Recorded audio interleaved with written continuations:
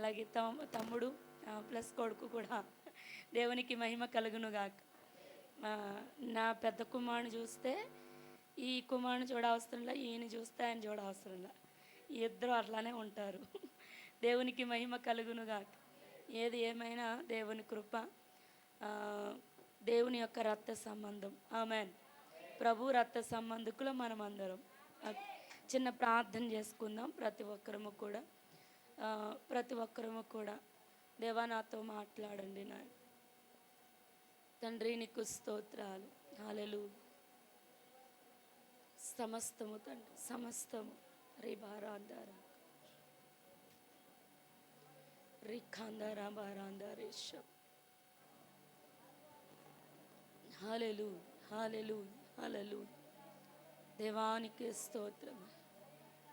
ప్రతి ఒక్కరిని హృదయాన్ని సిద్ధపరచండి. వినుచుండగానే దైవీకమైన కార్యములు జరగాలి. వినుచుండగానే ప్రభువా దైవీకమైన కార్యములు జరగాలి. ప్రభు వినుచుండగానే నాయన నీ ఉన్నతమైన ఉద్దేశము నాయన నీ బిడ్డలకు అర్థం అవ్వాలి. నాయన నీ మనస్సు అర్థం అవ్వాలి. నీ కార్యములు సఫలమవ్వాలి. ప్రతి మాట నీ నోటిలో నుంచి వచ్చినదై ఉండాలి. మనుషులు మరుగు చేయబడాలి. దేవా ఇదిగో తండ్రి, కేవలము నీ నామమునకు మాత్రమే మహిమ కలుగునుగా. నీ నామము మాత్రమే ఇక్కడ వచించబడునుగా. దేవానికి స్తోత్రాలు. ప్రతి విడని నీ ఆత్మశక్తి చేతనే నీ ఆత్మ కార్యములు ఇక్కడ జరిగించినట్లు మేలు చేయమని యేసు రక్తముతో ముద్ర వేస్తున్నాను తండ్రి. ఆత్మతో ముద్ర వేస్తున్నాగా. ప్రతి విధమైన కార్యములు, ఆటంకపరిచే ప్రతి విధమైన కార్యములు యేసు రక్తములో సీల్ చేయబడునుగా. నీ ఉన్నతమైన కార్యములు జరిగించి మేలు చేయమని యేసు నామములో ప్రార్థిస్తున్నాము తండ్రి. ఆమేన్, ఆమేన్. ఓకే, దేవునికి మహిమ. ఏ ఉపవాస ప్రార్థనలు? ఎరుకో ఉపవాస ప్రార్థనలు చెప్పాలందరూ కదా. ఈ ఎరుకోలో అందరూ ఉపవాస ప్రార్థనలు చేశారా? మరి చేస్తున్నారుగా. దేవునికి మహిమ కలుగును. ఒక మాట, ఒక వాగ్దానం, అది మీరు ప్రవచనాత్మకంగా తీసుకోవచ్చు, లేక మీ జీవితంలో నమ్మి విశ్వసించండి. దేవుడు ఖచ్చితంగా ఈ వాగ్దానం ఈ రాత్రితో కాదు, జీవితాంతం ఉపయోగపడే కృపను దేవుడిస్తాడు. ఆమేన్. చూడండి, యెషయా గ్రంథము, నేను ఒక వాగ్దానం చదివించి నేను ముందుకు వెళ్తాను. యెషయా గ్రంథము 45వ అధ్యాయము. యెషయా గ్రంథము 45వ అధ్యాయము 3వ వచనం. పేరు పెట్టి నిన్ను పిలిచిన ఇశ్రాయేలుల దేవుడైన యెహోవాను నేనే అని నీవు తెలుసుకొనున్నట్లుగా. ఏ స్థలము? అంధకార స్థలములో ఉంచబడిన నిధులను రహస్య స్థలములలోని మరుగైన ధనము. అంధకార స్థలములో ఏముందంట? నిధి అని అందరూ. రహస్య స్థలములో ఏముందంట? ధనము. దేవుడు మీకు ఇవ్వబోతున్నాడు. ఆమెన్. అది ఆర్థికంగానైనా ఆత్మీయంగానైనా రెండు రీతుల్లో తీసుకోనండి. దేవుడు ఎలా ఇవ్వబోతున్నాడో చెప్తాను. దేవునికి మహిమ కలుగునుగా. ఈ పరిచర్య విషయంలో మీరు చాలా చేయాలి అని ఆశ చాలా ఉంది. కానీ తాపత్రయం ఎంత ఉందో ఆర్థిక సమస్య అంత వెనుకకు లాగుతుంది.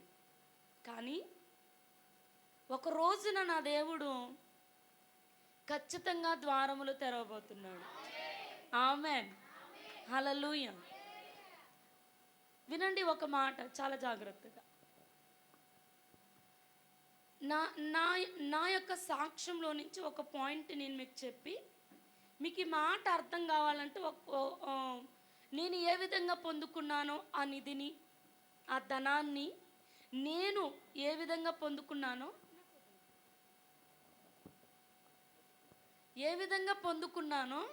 నేను మీకు చెప్తాను. చాలా జాగ్రత్తగా వినండి.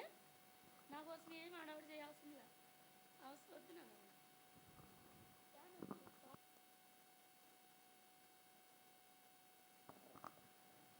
క్లారిటీ కనబడదు, సరిపోదు. హల్లెలూయా. చాలు వినండి, చాలా జాగ్రత్తగా వినండి. ఒక భార్యకు ప్రపంచం భర్త. ఎవరు చెప్పాలి? వెలుగెవరు? భర్తే. భార్య విషయంలో చెప్తున్నాను నేను, ఓకేనా? ఎవరు? భర్తే కదా. సంఘానికి సేవకుడు చెప్పాలి. సంఘానికి సేవకుడు మార్గదర్శి. చెప్పాలేంటి? మార్గదర్శి. ఎక్కడికి? పరలోకానికి మార్గము చూపించే మార్గదర్శి. హల్లెలూయా. ఓకే. నా జీవితంలో ఒకరోజు అంధకారం వచ్చింది. 2017 ఫిబ్రవరి 26వ తారీఖున అంధకారం ఏర్పడింది. ఏం ఏర్పడింది? భర్త చనిపోవడం, సంఘానికి కాపరి లేకపోవడం. భర్త చనిపోవడం, సంఘానికి కాపరి లేకపోవడం. ఆ సమయంలో అంధకారం అందరికీ చూచుచున్న ప్రజలకు ఏ విధంగా కనపడుతుందంటే అంతా కూడా శూన్యం. ఆ శూన్యములో అంత అంధకారమే, వెలుగేమీ లేదు. సంఘానికి ఒక ప్రశ్న, మేము ఎక్కడికి వెళ్ళాలి? ఈవిడ ఉంటుందా వెళ్తుందా మాకు తెలియదు. ఏ రోజున కూడా నేను నేను పాస్టర్మ కానీ అని మా సంఘానికి ఎప్పుడూ కూడా నేను మా పాస్టర్ గారు ఉన్నంత వరకు నేను అలా కూర్చొని ఉండేదాన్ని, అలా కూర్చొనే ఉండేదాన్ని. తెలిసినా కూడా ఏ రోజు కూడా చెప్పమంటే చెప్పడం, కూర్చోమంటే కూర్చోవడం, అదే నా పని. దేవుడు ఏ విధంగా ఉండమంటే ఆ విధంగా ఉండడం.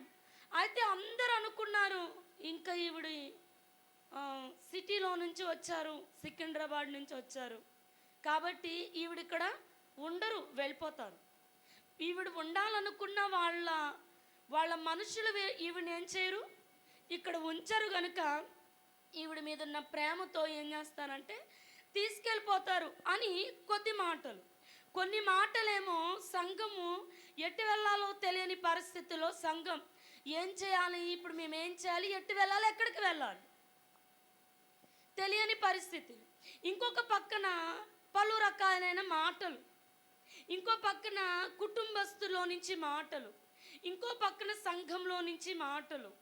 ఇన్ని అంధకార పరిస్థితులు అలుముకొని ఉన్నాయి. అర్థమవుతుందండి? ఇన్ని అంధకార పరిస్థితులు అలుముకొని ఉంటే ఒకటే నేను తీర్మానం చేసుకున్నాను, ఏంటంటే ప్రభువా నేను ఒకటి నమ్ముతున్నాను, ఇంకొకటి ఏంటంటే బలహీనపరిచే పరిస్థితులు, విశ్వాసంలో నుంచి తొలగిపోయే పరిస్థితులు, ఇంకా చెప్పాలంటే తప్పిపోయే పరిస్థితులు. ఇక ఈ దేవుడు వద్దు, ఈ భక్తి వద్దు, ఈ సేవ వద్దు, ఈ మనుషులు వద్దు, నాకు ఎవ్వరు వద్దు, నా లైఫ్ నేను చూసుకుంటాను అని వెనకకు వెళ్ళిపోయే పరిస్థితులు. దానికి తగినట్లుగా మాటలు. ఎలాంటి మాటలు అంటే మీ ప్రార్థన మీ భర్తను ఆపలేదా ఒకటి. ఇంకొక మాటలు ఏంటంటే మీ భక్తిని బట్టైనా మీ దైవజనుల్ని దేవుడు బ్రతికించడా? ఎన్ని రకాలైన ప్రశ్నలే. అర్థమవుతుందండి? ఈ రోజున బలహీనత తగ్గకపోతే, 2 రోజులు తగ్గకపోతే 3వ రోజు వెనకకి వెళ్ళిపోయే వారు ఉన్నారు కొంతమంది. అర్థమవుతుందండి? దేవుడి దగ్గరికి రాగానే ఫాస్ట్ ఫుడ్కి అలవాటు అయిపోయారు. ఏ ఫుడ్డు? తొందరగా కార్యాలు జరిగిపోవాలి. ఎలాగా? తొందరగా. చర్చికి వెళ్ళామా, చర్చిలో నుంచి ఇంటికి వెళ్ళగానే కార్యము డోర్ ఏం చేయాలా, తట్టాలి, సమస్య వెంటనే తీరిపోవాలి అనే తలంపులు, ఆలోచనలు ఈ రాత్రికాల సమయంలో మన మైండ్లో నుంచి డిలీట్ అయిపోనుగా. ఆమెన్, హల్లెలూయా. మన దేవుడే దేవుడు. ఆమెన్. అయితే నమ్మకము తప్పిపోయే సమస్యలు ఏలుబడి చేస్తాయండి. ఆ టైంలో చాలా అసలు అంధకార పరిస్థితి, మనుషుల మాటలు ఎలా ఉన్నాయంటే ఇక అన్నిటిని వదిలిపెట్టి ఇక ఏమి కొంతమంది ఏమో ఉద్రేకముతో దేవుని పని చేయాలని నిలబడ్డారు అని కొంతమంది, ఈవెన్ దో పాస్టర్స్ కూడా అన్నవారే. ఉడుకు రక్తము, యవ్వన రక్తము, ఏదో సంవత్సరం నిలబడతారు, తర్వాత ఏమైపోతారు, యవనస్తులు కదా, ఆర్థిక సమస్యలు వస్తాయి, సంఘాలేమో చిన్నవి కదా, ఏమైపోతారు, లోకం ఖచ్చితంగా ఆశలు చూపిస్తుంది, వెనుకకు వెళ్ళిపోతారు అని మొహం మీద అనిన వారు కొద్దిమంది ఉన్నారు. వెనకాల చాటున గుసగుసలు మాట్లాడుకున్నవారు చాలామంది ఉన్నారు. ఎటు చూసినా అంధకారంలో మార్గం కనబడదు, చీకట్లో మార్గం కనిపిస్తుందండి చెప్పాలి. అలాంటి పరిస్థితుల్లో నన్ను ఒక వాక్యం బలపరిచింది. ఆమెన్. వాక్యం అనగా దేవుడు. ఆమెన్.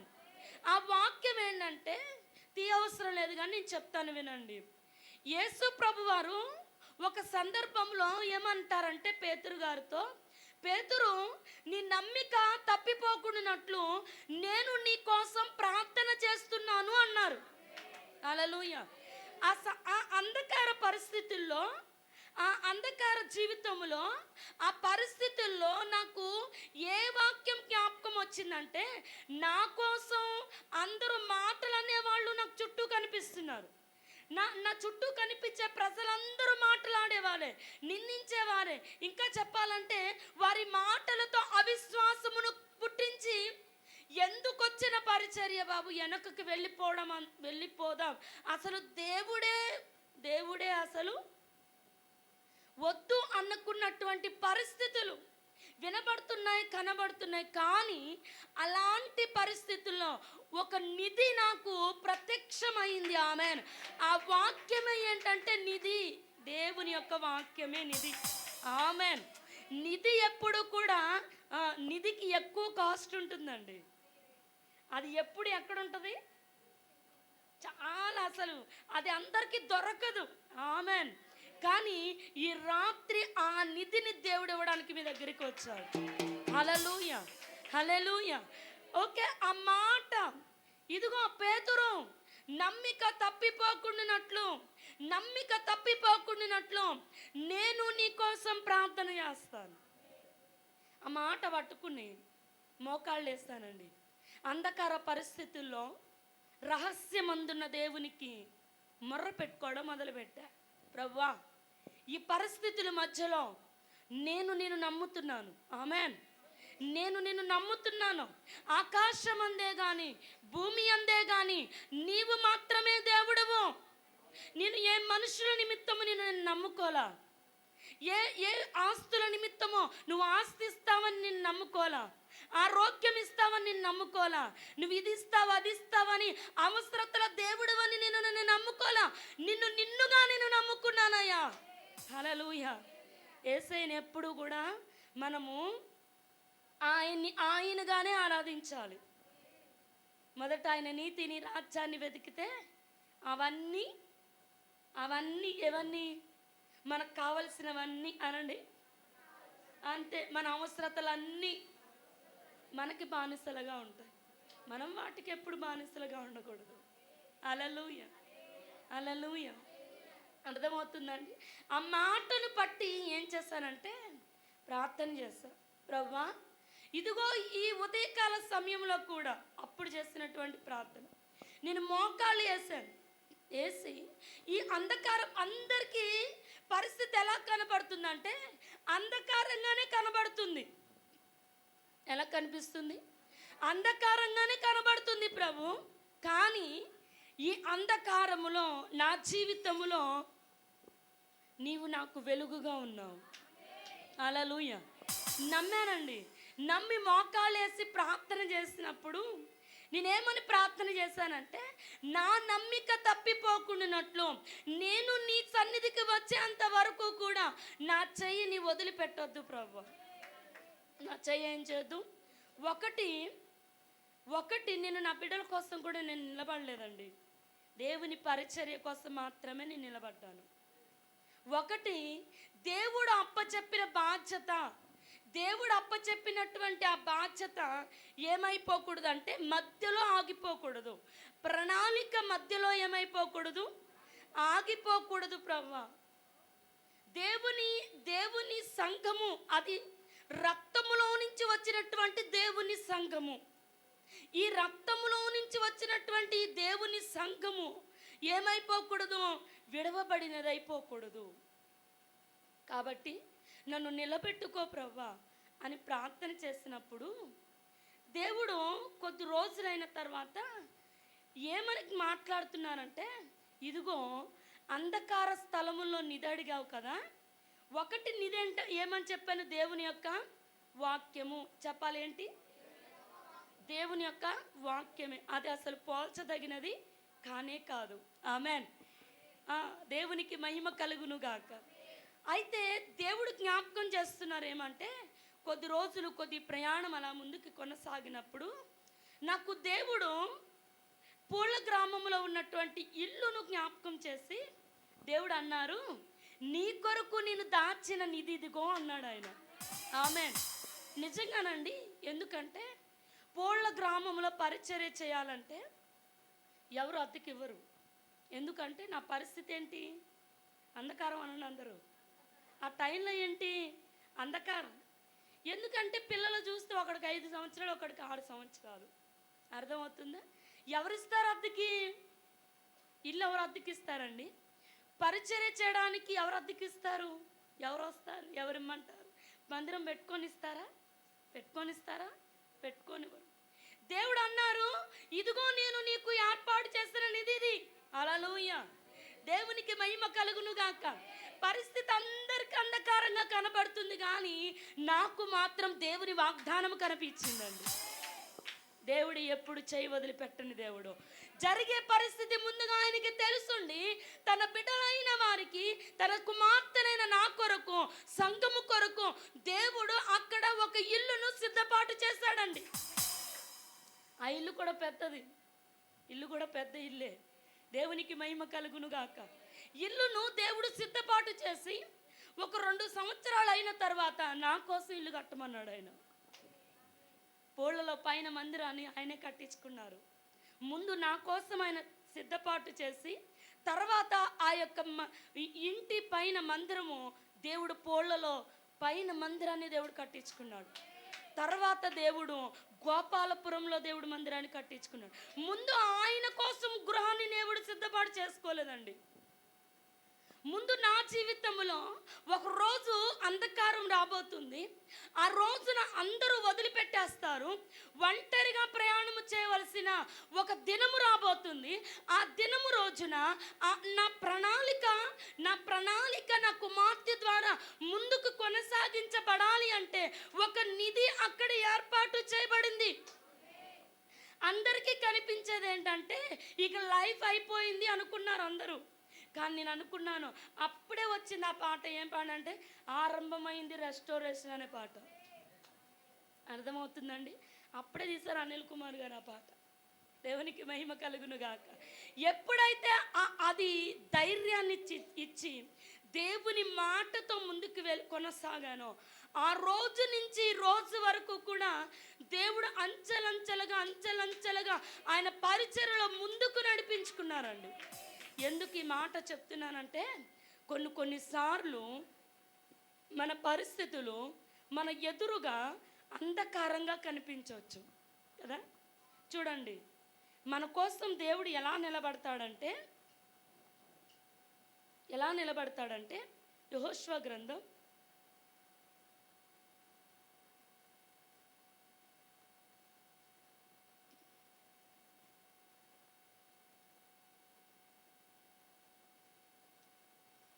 5వ అధ్యాయం 13, 14, 15 వచనాలు. ఏ ప్రాంతంలో ఉన్నప్పుడు? యెరికో ప్రాంతంలో ఉన్నప్పుడు అతడు ఎవరు? యెహోషువ కన్నులెత్తి చూడగా యుద్ధం చేసిన దూసిన కత్తిని చేత పట్టుకొని ఉన్న ఒకడు అతని ఎదుట నిలిచి ఉండెను. నీవు మా పక్షముననున్నవాడవా?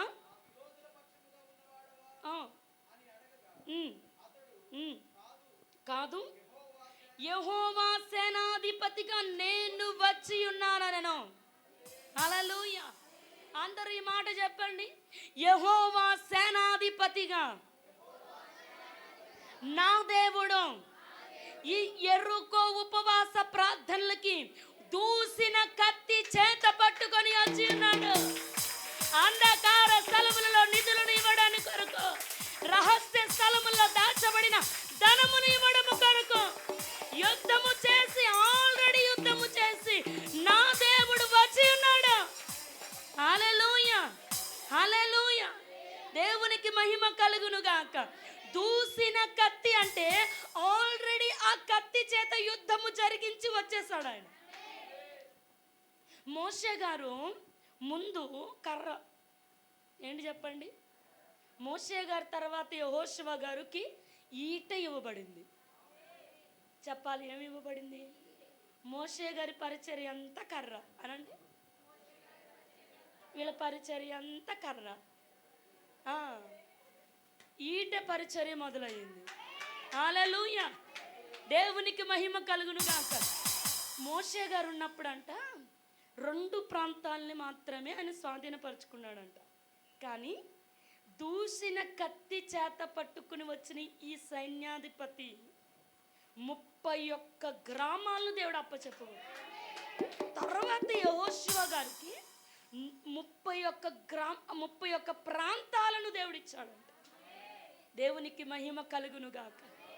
చూడండి, ఇక్కడ అంటున్నాడు, మరుగైన స్థలముల్లో నుంచి, రహస్య స్థలములో నుంచి, అంధకార స్థలముల్లో నుంచి నిధులు, ధనము ఇవ్వడము కొరకు మన దేవుడు మన పక్షమున యుద్ధమును చేయబోతున్నాడు. నిలిచి ఉన్నాడంట ఆయన. మన కన్నులెత్తి చూడాలి. ఏమెత్తి చూడాలి? అది కన్నులెత్తి చూసినప్పుడు దూసిన కత్తి చేత పట్టుకొని ఉన్న సైన్యాధిపతి కనబడతాడు. ఎవరైనా? సేనాధిపత, సైన్యాధిపత? సేనాధిపతి. చెప్పాలి. పాత నిబంధనలో సేనాధిపతిగా యేసు ప్రభు వారు ఉన్నారు. ఆమేన్. ఎవరైనా? దేవుడు మన పక్షము ఉండగా మనకు విరోధి ఎవడు? హల్లెలూయా. దేవుడు ఎలాంటి పరిస్థితుల్లో జయ జీవితముని ఇవ్వబోతున్నాడో, జయమునకు మించిన స్థితిని ఇవ్వబోతున్నాడు దేవుడు. ఈ రోజున నేటి పరిస్థితి అంధకారంగానే కనిపించవచ్చు, కానీ రహస్యమందు దాచబడిన ధన నిధులు బయటికి రాబోతున్నాయి. ఆమేన్. హల్లెలూయా. చూడండి, బైబిల్ గ్రంథంలో నేను కొన్ని మాటలు చెప్తాను. నేను మీకు రోమీలకు రాసినటువంటి పత్రికలు, ఇది మీరు ప్రవచనాత్మకంగా తీసుకుంటారో లేకపోతే అది మీ ఇష్టం. మీరు తీసుకున్న దాన్ని బట్టి మీరు పొందుకోబోతున్నారు. రోమీలకు రాసినటువంటి పత్రిక 8వ అధ్యాయం 36, 37 వచనాలు.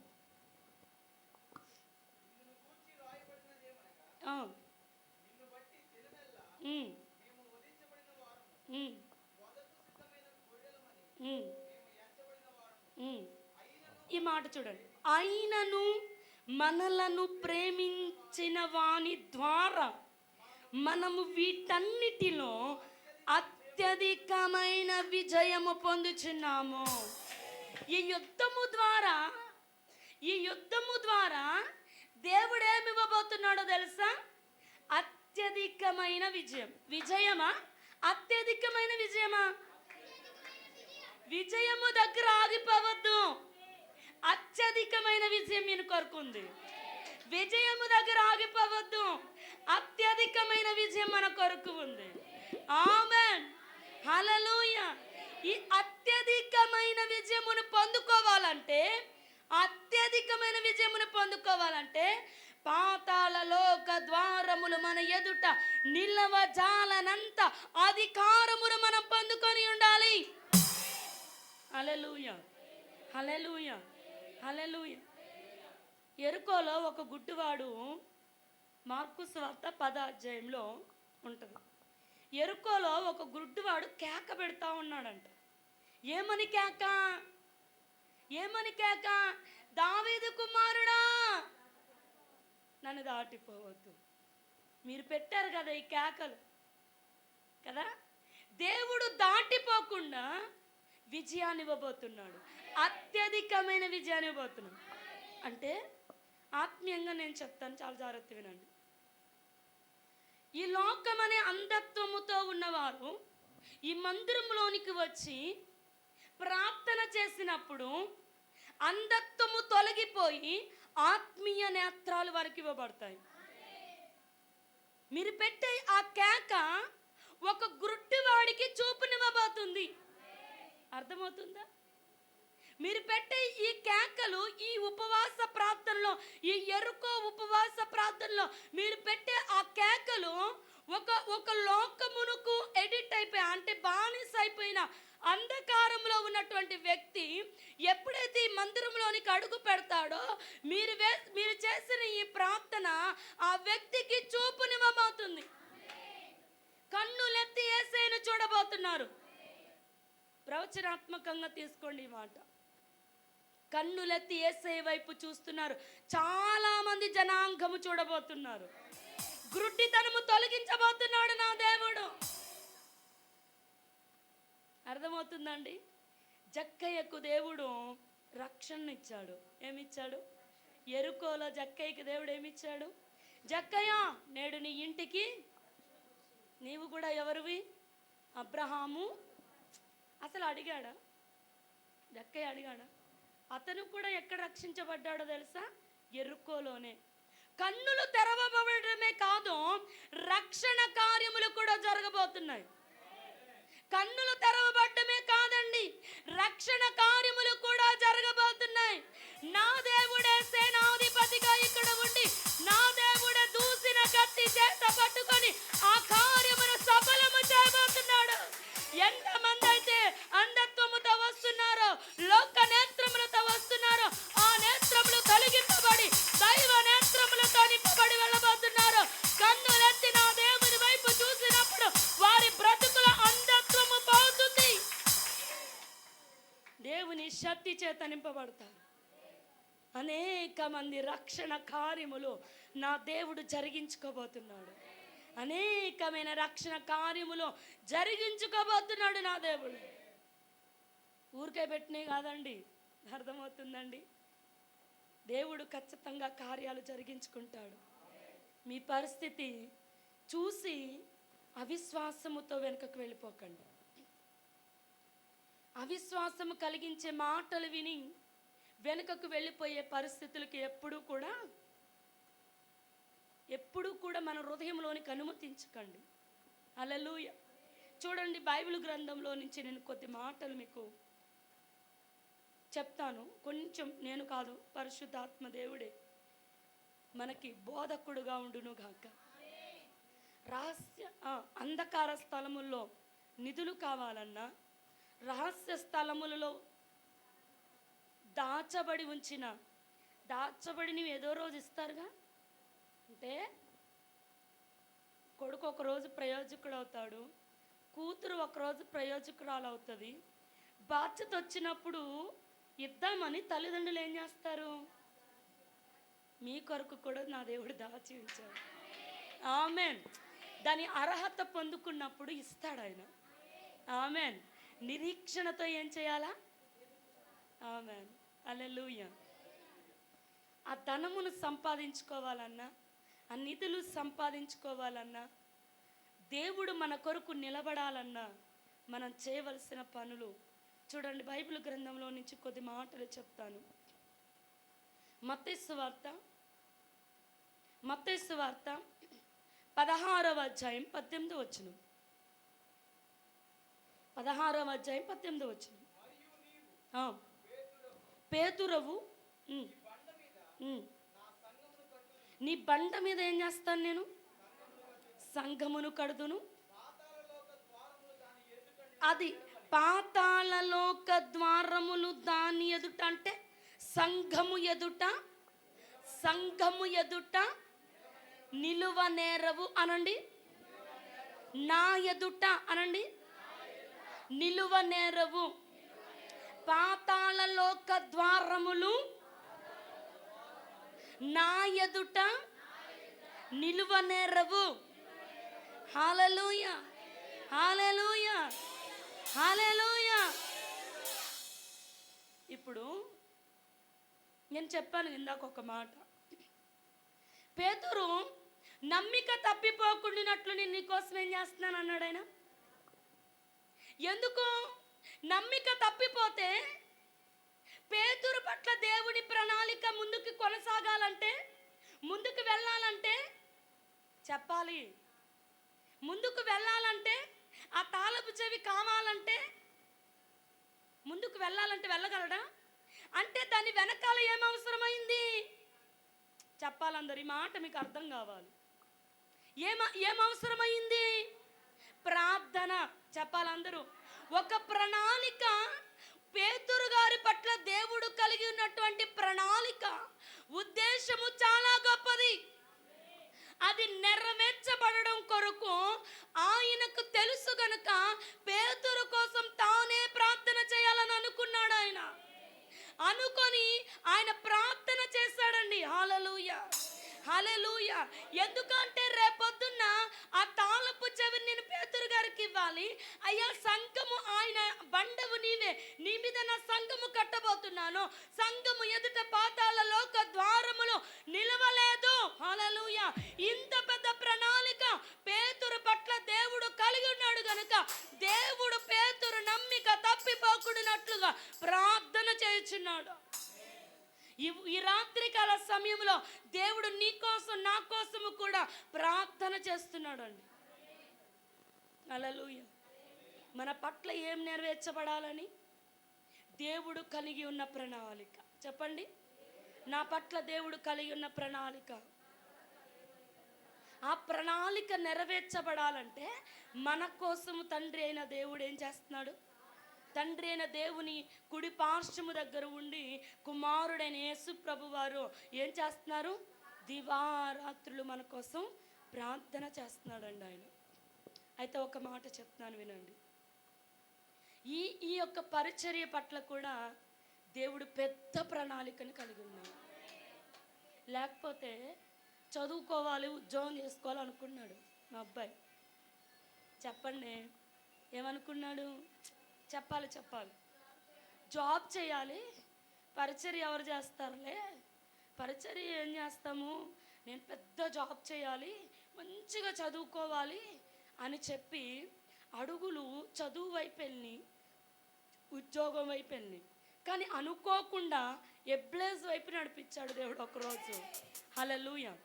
అయితే ఒక్కటి చెప్తున్నాను, సంఘం దైవజనులకైనా సంఘమైన ఒక్కటి జ్ఞాపకం చేసుకోండి. కుమారుని పట్ల ఉన్నటువంటి ప్రణాళిక నెరవేర్చబడాలి అంటే పరలోకమందు ఆ తండ్రి ప్రార్థనే కాదు, ఈ తల్లిదండ్రుల ప్రార్థన, సంఘ ప్రార్థన చాలా అవసరం.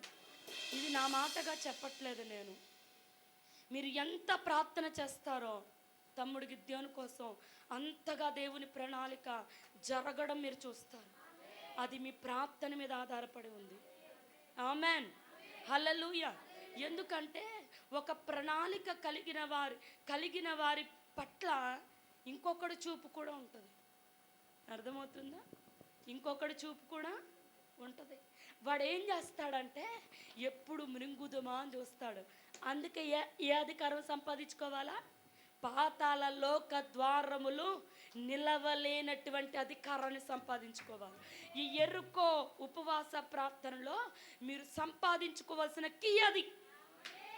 ఆమేన్, హల్లెలూయా. దేవుడు మన పట్ల కలిగినటువంటి ప్రణాళికను మనము ఈ భూమి మీద సంపూర్తి చేయడం కొరకు ఈ భూమి మీద కూడా విప్పబడేవారు కావాలి, బంధించేవారు కావాలి. అర్థమవుతుందండి? ఒక పేతురు కోసం దేవుడు యేసు ప్రభు వారు ప్రార్థన చేసినట్లుగా తమ్ముడు గిద్యోను కోసం కూడా మనం ఏం చేయాలా? వెనకాల ప్రార్థన సపోర్ట్ మోస్ట్ ఇంపార్టెంట్, చాలా ప్రాముఖ్యమైంది. అర్థమవుతుందండి? ఏం చేయాలా? ఎంత పెద్ద ప్రణాళిక దేవుడు వేసి ఉంచాడు. ఆమేన్. చాలా పెద్ద ప్రణాళిక దేవుడు వేసి ఉంచాడు. ఆ ప్రణాళికను నా దేవుడే జరిగించుకోబోతున్నాడు, సఫలము చేయబోతున్నాడు. ఆమేన్. చూడండి, పాతాళ లోక ద్వారములు నిలవలేవు అనంటే వాటిని నిలవలేని పడద్రోసేటటువంటి శక్తిని మనం పొందుకొని ఉండాలి. ఇర్మియా అంటాడంట, అయ్యా నేను బాలుడినయ్యా, నాకు శక్తి చాలదయ్యా, నేను బాలుడినయ్యా. ఏమంటాడు? నేను బాలుడినయ్యా, నాకు శక్తి చాలదయ్యా అంటే దేవుడు అంటాడు, నిన్నెవడు మాట్లాడమన్నాడు? నీ శక్తిని ఆవిడ ఉపయోగించమన్నాడు. అర్థమవుతుందా? నిన్నోడయ్యా మాట్లాడమనంది, నేను కదా మాట్లాడేది. అర్థమవుతుందండి? నేను బాలున్నయ్యా, నాకు శక్తి చాలదయ్యా అంటే దేవుడు అంటున్నాడు, నిన్నోడయ్యా మాట్లాడమనింది. నీ నోటికి నేను మాటలు, నీ నోటికి నేను నోరై ఉన్నాను. ఆమేన్. నీ నోటికి నేనేమై ఉన్నాను? నా మాటలను ఇచ్చి ఉన్నాను. హల్లెలూయా. ఆ మాటలు ఎలా ఉంటాయో తెలుసా? పెళ్ళగించుటకు, విరగగొట్టుటకు, పడద్రోయుటకు, నశింపజేయుటకు, నాటుటకు, నిలబెట్టుటకు. చెప్పండి, ఉన్నాయమ్మా అక్కడ? అలాగే కదా. పడద్రోయుటకును, కట్టుటకును, నాటుటకు ఆమేన్ నియమించి ఉన్నాను. ఇప్పుడు అక్కడ ఒక నియమించి ఉన్నాను అనే మాట ఉంది కదండి. మళ్ళీ తర్వాత అక్కడ ఇంకొక మాట ఉంటుంది చూడండి. దేవుని ఆత్మ ఒక్కసారి అమ్మ చెప్తాను వచనం.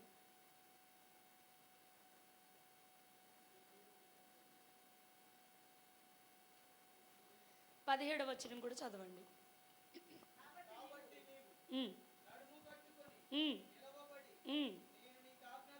ఏం కట్టుకొని? ఇప్పుడు పాతాళలోక తాళపు చెవులు కావాలంటే ఏం కట్టబడాలా? దేవునికి మహిమ కలుగును గాక. లూకాసు వార్తలు ఏమంటాడు తెలుసా? తీయవసరం లేదు కానీ మీ నడుములు కట్టుకొనుడి, మీ దీపములు వెలుగుచుండనివుడి.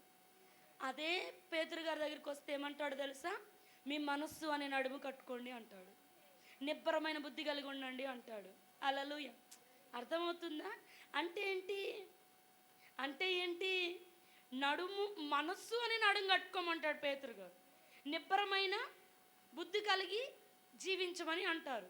ఇక్కడ లూకాసు వార్తలోకి వచ్చేసరికి ఏమంటారంటే ఆయన, మీ నడుములు కట్టుకొనుడి, మీ దీపములు వెలుగుచుండనేడు. నరునిలోని ఆత్మ యెహోవా పెట్టిన దీపం. అవునా కదా? నరులోని ఆత్మ ఎవరు పెట్టిన దీపం? యెహోవా పెట్టినటువంటి దీపం. ఈ దీపం వెలగాలంటే ఏం కట్టబడాలంట? నడుములు కట్టబడాలి. నడుము అంటే దేమన్నాడు పేతురు గారు? మనస్సు అనండి. మనస్సుతో వాక్యమును పవిత్రపరుచుకుంటూ ఉండాలి. హల్లెలూయా, హల్లెలూయా. అంటే ఈ వాక్యం వింటూ ఉన్నప్పుడంట మనలో ఉన్న అంధత్వం, మనలో ఉన్న అపవిత్రత అన్ని తొలగింపబడుతూ ఉన్నప్పుడు మనస్సుకి స్వస్థత వస్తుందంట, బుద్ధికి స్వస్థత వస్తుందంట. అందుకే స్వస్థ బుద్ధి. బుద్ధికి ఏముండాలా? అది ఇచ్చేది ఎవరు? ఆ మెడిసిన్ ఎక్కడుంది? వాక్యమే. హల్లెలూయా. అది అంటున్నాడు ఇక్కడ. చూడండి, మీరేం చేయాలా? చూడు ఇర్మియా, నువ్వేం చేయాలి? కాబట్టి నీవు నడుము కట్టుకొని నిలబడాలి.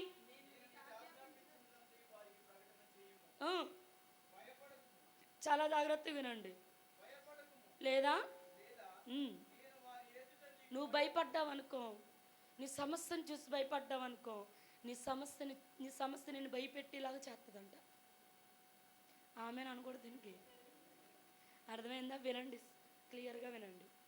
ఇప్పుడు ఏ పరిస్థితి అయితే మనల్ని లోపరుచుకోవాలని అనుకుంటుందో ఆ పరిస్థితికి భయపడితేనంట, ఆ మనుషులకు భయపడితేనంట, ఆ విధానాలకు భయపడితేనంట, అంటే మనము దేవుణ్ణి తక్కువ చేసినట్టుగా. అప్పుడు ఆయనకి కోపం వచ్చి ఏం చేస్తాడంట? నువ్వు భయపడుతున్నావు కదా, సరే చూడు అటు వల్ల వచ్చే ప్రతిఫలం అని వాటి నుంచి ఇంకా భయం కలిగేలాగా చేస్తాడంట. అర్థమవుతుందా? కాబట్టి దేవుడు ఏమంటున్నాడు తెలుసా? నువ్వు సామాన్యుడివి కాదు. ఆమేన్.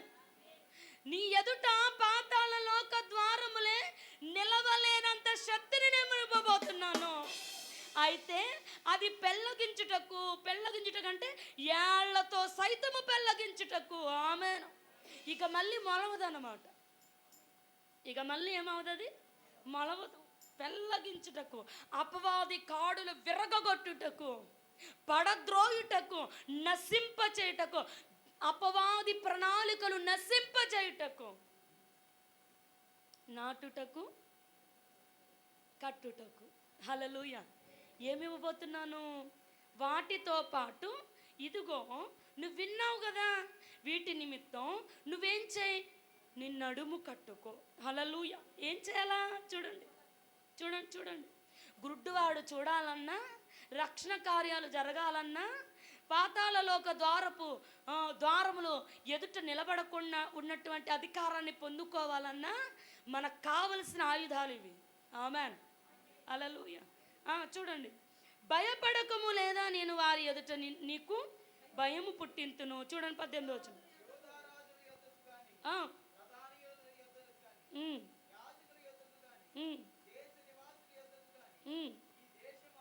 చూడండి చూడండి. ఈ దేశమంతటిలో నీవెక్కడికి పోయినను, అబ్బా రిభరంధర కబష. హల్లెలూయా. చూడండి చూడండి చూడండి. ప్రాకారము కలిగిన పట్టణముగాను, ఇనుప స్తంభముగాను, ఇత్తడి గోడలుగాను నీవుండునట్లు ఈ దినమున నిన్ను నియమించినాను. వారు నీతో యుద్ధము చేతురు గాని నిన్ను విడిపించుటకు నేను నీకు తోడైనందున వారు నీ పైన విజయము పొందజాలరు. ఇది అత్యధికమైన విజయం. అంటే దేవునికి మహిమ కలుగునుగా. విజయము పొందజాలరు. ఎందుకంటే దేవుడే యుద్ధము చేయబోతున్నాడు. యెహోషువ గ్రంథంలో కూడా అదే చదివించాను నేను మీకు. ఆల్రెడీ దేవుడు ఏం చేస్తున్నాడు? యుద్ధము చేసేసాడు. అనండి, యుద్ధము జరిగించేశాడు ఆయన. ఆమేన్. హల్లెలూయా. ఈ 3 రోజులు ప్రార్థనలు, 4వ రోజున, ఈ 4వ రోజున జయ గీతము పాడుకునే రోజు అన్నమాట. హల్లెలూయా. దేవునికి మహిమ కలుగునుగాక. దేవుడు అంటున్నాడు, వారు నీతో యుద్ధము చేతురు గాని నిన్ను విడిపించుటకు నేను నీకు. అంటే యుద్ధం ఉందా లేదా? పోరాటం ఉందా లేదా? యుద్ధం ఉందా లేదండి? పోరాటం ఉందా లేదా? కానీ దేవుడు చేయి వదిలిపెట్టాడు. తోడైన దేవుడు, శక్తినిచ్చిన దేవుడు, బలమునిచ్చిన దేవుడు, అధికారమునిచ్చిన దేవుడు. చూడండి, ఇక్కడ ఎందుకు ఈ మాట చదివించానంటే, చూడండి, ప్రాకారము గల పట్టణముగాను, అంటే ఈ ప్రాంతానికి నీవే ప్రాకారం. అర్థమవుతుందా? ప్రాకారము గల పట్టణముగాను, ఇనుప కదులుతుందా? ఆమేన్. చెప్పాలి. ఇనుప స్తంభముగాను, ఇత్తడి గోడలు. యెషయా గ్రంథం ఇందాక చదివించాను కదా, ఒకసారి చూడండి. అక్కడ కూడా పైన ఏమైనా ఉంటుందో పక్కనే.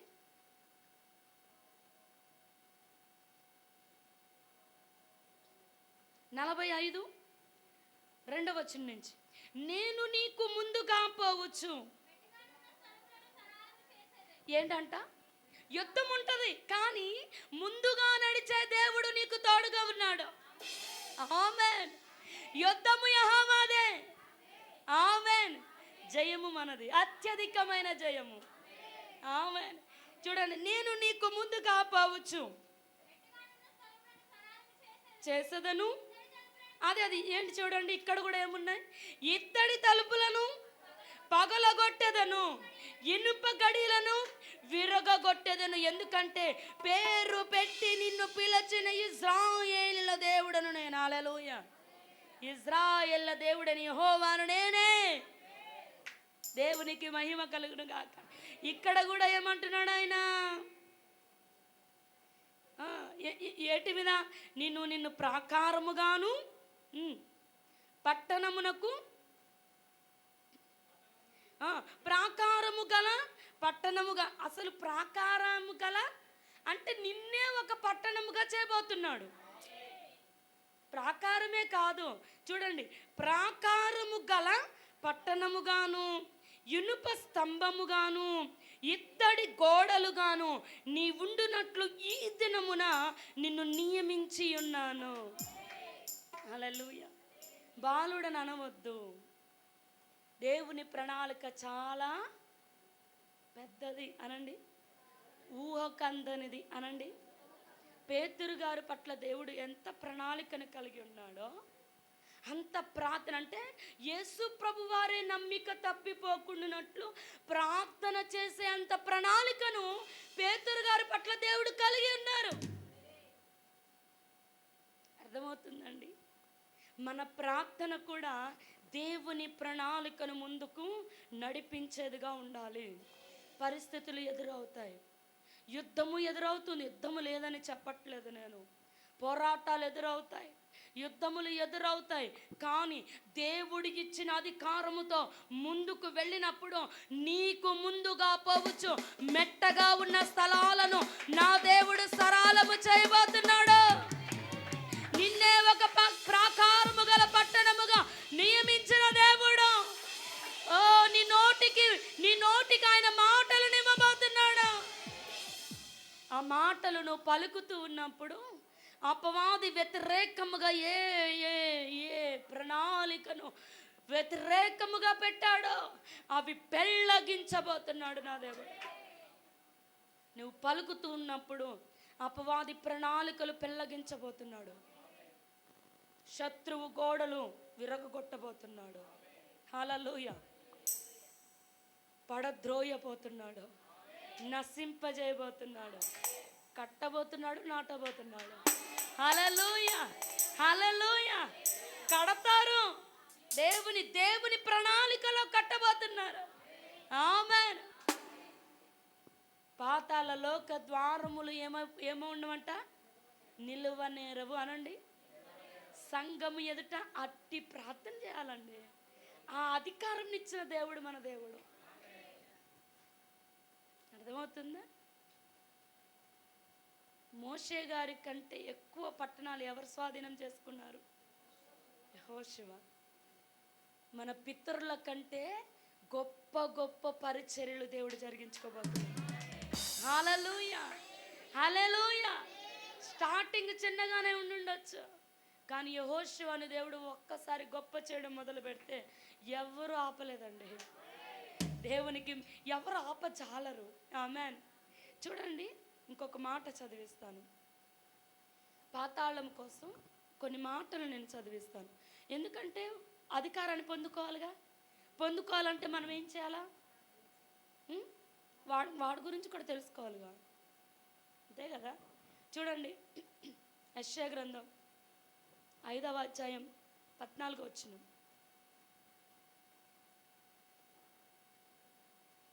యెషయా గ్రంథం 5వ అధ్యాయం 14వ వచనం.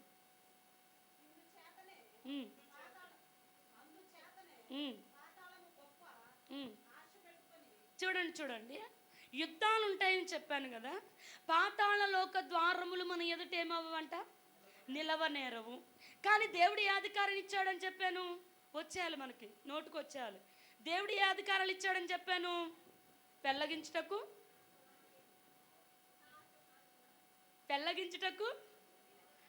విర్రగొట్టుటకు ఒకటి ఎలా గుర్తుపెట్టుకోవాలంటే పెళ్ళగించుటకు ఏళ్లతో సైతం.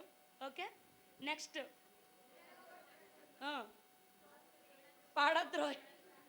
పరద్రోయుటకు, ఇంకొకటి నాశనము, ఇంకా నాటుటకు కట్టుటకు.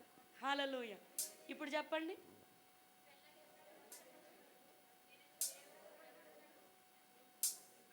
Very good.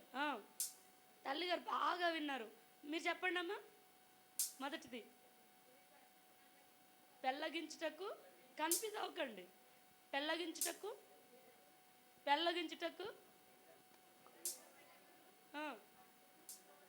చింపేద్దాం అనుకున్నాను కానీ మళ్ళీ ఫీల్ అవుతారేమో అని. అర్థమవుతుందా? చెప్పాలి ఏంటి?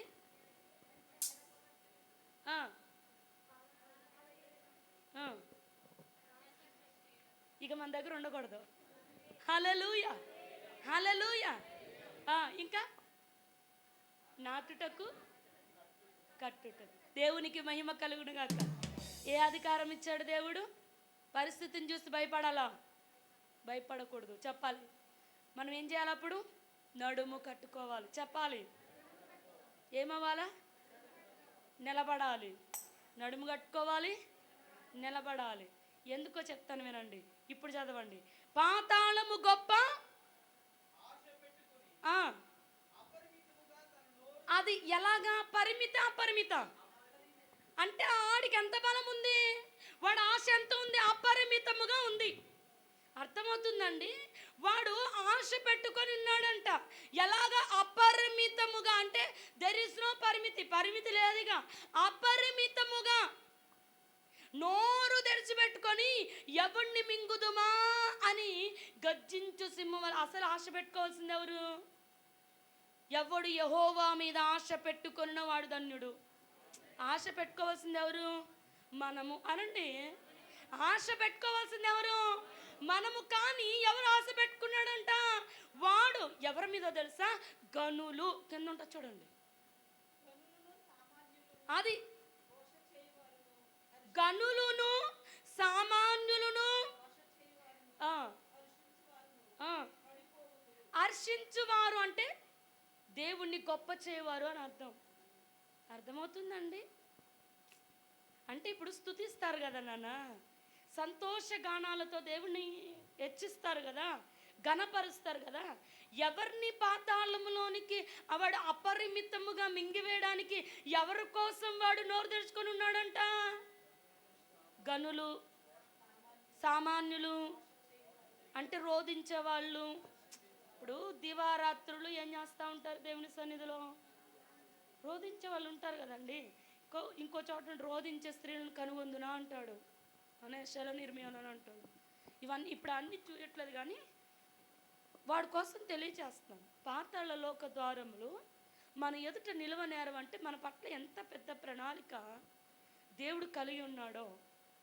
నేను ఈ సంఘం కోసం ప్రార్థన చేసినప్పుడు నాకు తెలియచేసిన మాట అండి ఇది. ఆమేన్. అర్థమవుతుందా? ఈ పరిచర్య నిమిత్తము దేవుడు తెలియచేసిన మాట. అయితే యుద్ధం కూడా ఉంటుంది, పోరాటాలు కూడా ఉంటాయి.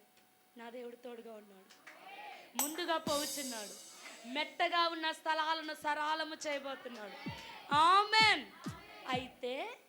అయితే ఇంకొక ద్వారాన్ని పాతాళము ఆశ పెట్టుకొని ఉంది. ఎలా ఉంది? అపరిమితముగానండి. ఎవరెవరి కోసం? గనులు, సామాన్యులు అంటే ప్రలాపించేవారు, దేవుని సన్నిధిలో దివారాత్రులు ప్రార్థన చేస్తారు కదా వారు. హర్షించేవారు అంటే దేవుని ఆరాధికులు. దీంట్లో అందరూ ఉన్నారా? అందరూ చెప్పాలి. గనులు ఉన్నారా అంటే గొప్పవారు ఉన్నారా? సామాన్యులు అంటే దీనులు ఉన్నామా మనం? చెప్పండి. సామాన్యులు దేవా ఒట్టుండు బ్రో అంటాం కదండి. అంటామా దేవుని సన్నిధిలో? అంటే మనం ఉన్నామా?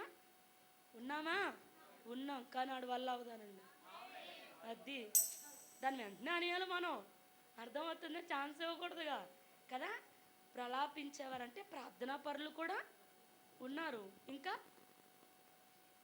దేవుణ్ణి స్తుతించేవారు, దేవుని గొప్ప చేసేవారు, దేవుని ఘనపరిచేవారు కోసం పాతాళం అంట ఆశ, దాని ఆశ ఎలా ఉందో తెలుసా? అపరిమితముగా ఉందంట. దాని ఆశ ఎలా ఉంది? దాని ఆశను పెళ్ళగించే అధికారం దేవుడు మనకిచ్చాడు, విరగగొట్టే అధికారం దేవుడు మనకిచ్చాడు, పడద్రోసే అధికారం దేవుడు మనకిచ్చాడు, నశింప చేసే అధికారం దేవుడు మనకిచ్చాడు. పట్టణానికి ప్రాకారము కలిగిన పట్టణముగా మనం ఉండాలి. హల్లెలూయా. ఇనుప స్తంభముగా మనం ఉండాలి. హల్లెలూయా. అంటే వాడు ఎట్లా ఉంటాడంటే, ప్రకటన గ్రంథంలో 12:12 ఒక మాట ఉంటుంది, చదవండి. నాకు త్వరగా అందించాను. ప్రకటన గ్రంథం 12:12 ఎంత ఆశ పెట్టుకొని ఉన్నాడో చెప్తున్నాను. రాసుకునే వాళ్ళు రాసుకోండి. ఎంత చూడండి. పరలోకమా,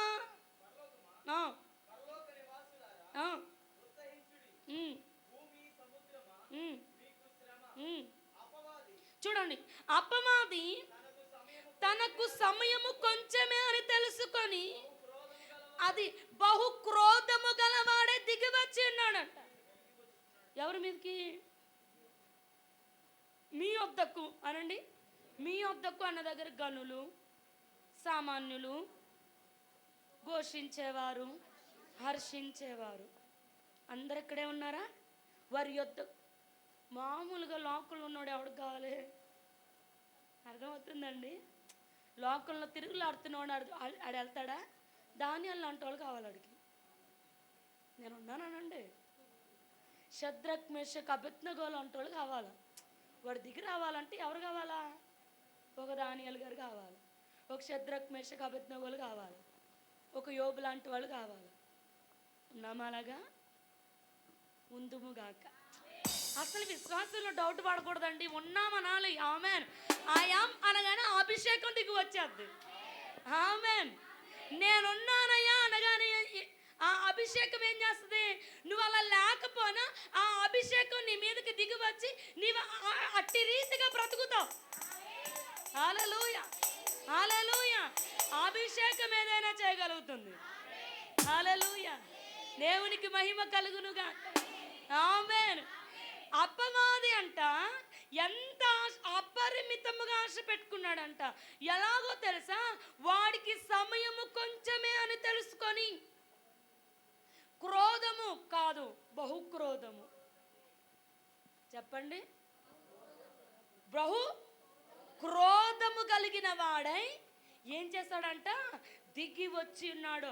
గన్నుల యొద్దకు ఎక్కడ దొరుకుతారా వీరు? సామాన్యుల దగ్గరికి ఎక్కడ పడేద్దాము వీరి అవిశ్వాసంలో? ఎక్కడ పడేద్దాము వీళ్ళని? హర్షించే వారి దగ్గరికి, ప్రలాపించే వారి దగ్గరికి వచ్చి పంచుకొని ఎక్కడ దొరుకుతారు? ఎక్కడ దొరుకుతాడు? అపరిమితముగా వాడు ఆశ పెట్టుకొని రెస్ట్లెస్గా తిరుగులాడుచున్నాడంట. వాడు రెస్ట్లెస్గా తిరుగులాడుచున్నప్పుడు మనం ఎలా ఉన్నాం?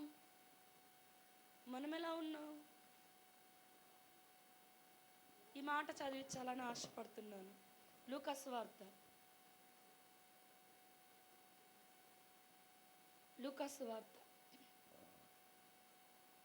వార్త 12వ అధ్యాయం 37వ వచనం. ప్రభు వచ్చి ఏ దాసులు మెలకువగా ఉండుట. అసలు మెలకువగా ఉండవలసింది ఎవరికి? మనం సంఘం అనండి. పాతాళలోక ద్వారం మన ఎదుట నిలవకూడదు అంటే మనం మెలకువ కలిగి. ఎందుకంటే వాడు ఏం చేస్తున్నాడు? ఆశ పెట్టుకొని ఉన్నాడు. చెప్పండి. ఆశ పెట్టుకొని ఉన్నాడు. ఎంత ఆశ? అపరిమితముగా. ఎవరెవరి కోసం? గనుల కోసం, సామాన్యుల కోసం, ప్రలాపించేవారంటే ప్రార్థనా పరుల కోసం, అంటే దేవుని హెచ్చించేవారు, దేవుని నామాన్ని మహిమపరిచేవారి కోసం వాడు ఏం చేస్తున్నాడంట? కాచుకొని ఎప్పుడు నాకు సమయం కొంచెమే ఉంది, వీడు ఎప్పుడు దొరుకుతాడని వాడు మెలకువగా ఉన్నాడంట. వాడిని నిద్రపుచ్చాలి, మనం మెలకువగా ఉండాలి. హల్లెలూయా. మెలకువగా ఉండుట. ప్రభు వచ్చి ఏ దాసులు మెలకువగా ఉండుట కనుగొనునో అంటే అంటే కనిపించరని అర్థం, తక్కువ అని అర్థం. అర్థమవుతుందా? ఇప్పుడు 100 మందిలో మంచోడిని కనిపెట్టండి అంటే కష్టమే కదా. 100 మందిలో అంటే 100 మందిలో మంచోడు ఒక్కడే ఉన్నాడని అర్థం. అర్థమవుతుందా? మంచోడిని కనిపెట్టండి అంటే కనబడరని అర్థం అండి. కనబడరని అర్థం. అర్థమవుతుందా? అంటే దేవుడు అన్నాడు కనుగొందును అన్నాడంటే, ఆయన ఇంకో మాట అంటారు, నేను వచ్చినప్పుడు విశ్వాసం కనుగొందునా అన్నాడు ఆయన కూడా. అంటే విశ్వాసుల్లో నా సంఘములో నేను స్వరత్వమిచ్చి కొనుక్కున్న ఈ సంఘములో విశ్వాసం కనపడుతుందా అన్నాడంటే ఆయనకి కూడా ఏమొచ్చింది? అనుమానం వచ్చేసింది, డౌట్ వచ్చేసింది. ఏమొచ్చేసింది చెప్పండి? డౌట్ వచ్చేసింది. కనుగొందునా అన్నాడు, కనుగొందునో అంటున్నాడు ఇక్కడ. అంటే కనపడతారా? తండ్రి ఎంత తాపత్రయపడుతున్నాడో చూడండి. నాకు ఆయన ప్రేమ కనిపించింది ఆ వచ్చిన చదివినప్పుడు. దేవా నేను కనిపించాలయ్యా, ఏడ్చానండి ఆ పదం చదివినప్పుడు. అర్థమవుతుందా? నువ్వు చూసినప్పుడు నేను కనబడే స్థితిలో ఉండాలి ప్రభు. ప్రభు వచ్చి, హల్లెలూయా, ఎవరొచ్చి? ప్రభు వచ్చి ఏ దాసుడు నిద్రపోకుండా ఆత్మీయ జీవితంలో మెలకువ కలిగి పెళ్ళగించుటకు, అపవాది ప్రణాళికలు పెళ్ళగించుటకు, విర్రగొట్టుటకు, నా పడద్రోయుటకు, నశింపచేయుటకు ఎవరైతే మెలకువ కలిగి దీవారాత్రములో నా సన్నిధిలో ఉంటారో అని ఆయన కనుగొనుటకు, ఆయన కన్ను అంట, ఆయన కను దృష్టి అంట లోకమంతా సంచారణ చేస్తుందంట. హల్లెలూయా, హల్లెలూయా, దేవునికి మహిమ కలుగునుగా. ఇలా చెప్తూ ఉంటే నాకు చాలా వచనాలు జ్ఞాపకం వస్తున్నాయి. ఏమనంటే కీర్తనకారులు మీకు తీయవద్దు కానీ చెప్పేస్తాను వినండి.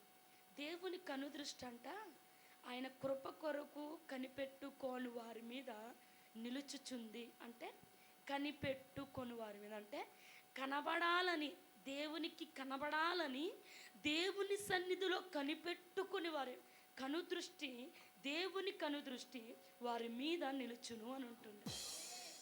హల్లెలూయా, హల్లెలూయా. ఒక మాట అండి చూడండి ఏమంటున్నాడు, కనుగొందునో ఆ దాసుడు ధన్యుడు. చూడండి తర్వాత ఇంకొక వచ్చు 47 వచ్చు చదవండి. అదే అధ్యాయంలో 47. నిద్రపోయేవాళ్ళు వీళ్ళు. ఎవరు వీళ్ళు? యజమానుడు ఎవరు కదా? తన యజమానుడు తెలుసుకున్న వాళ్ళు, తెలుసుకోలేని వాళ్ళు. చాలామంది ఏమంటారంటే, నేనే విన్నాను, నా చిన్నప్పటి నుంచి యేసయ్య వస్తున్నాడు వస్తున్నాడు వస్తున్నాడు అంటున్నారు.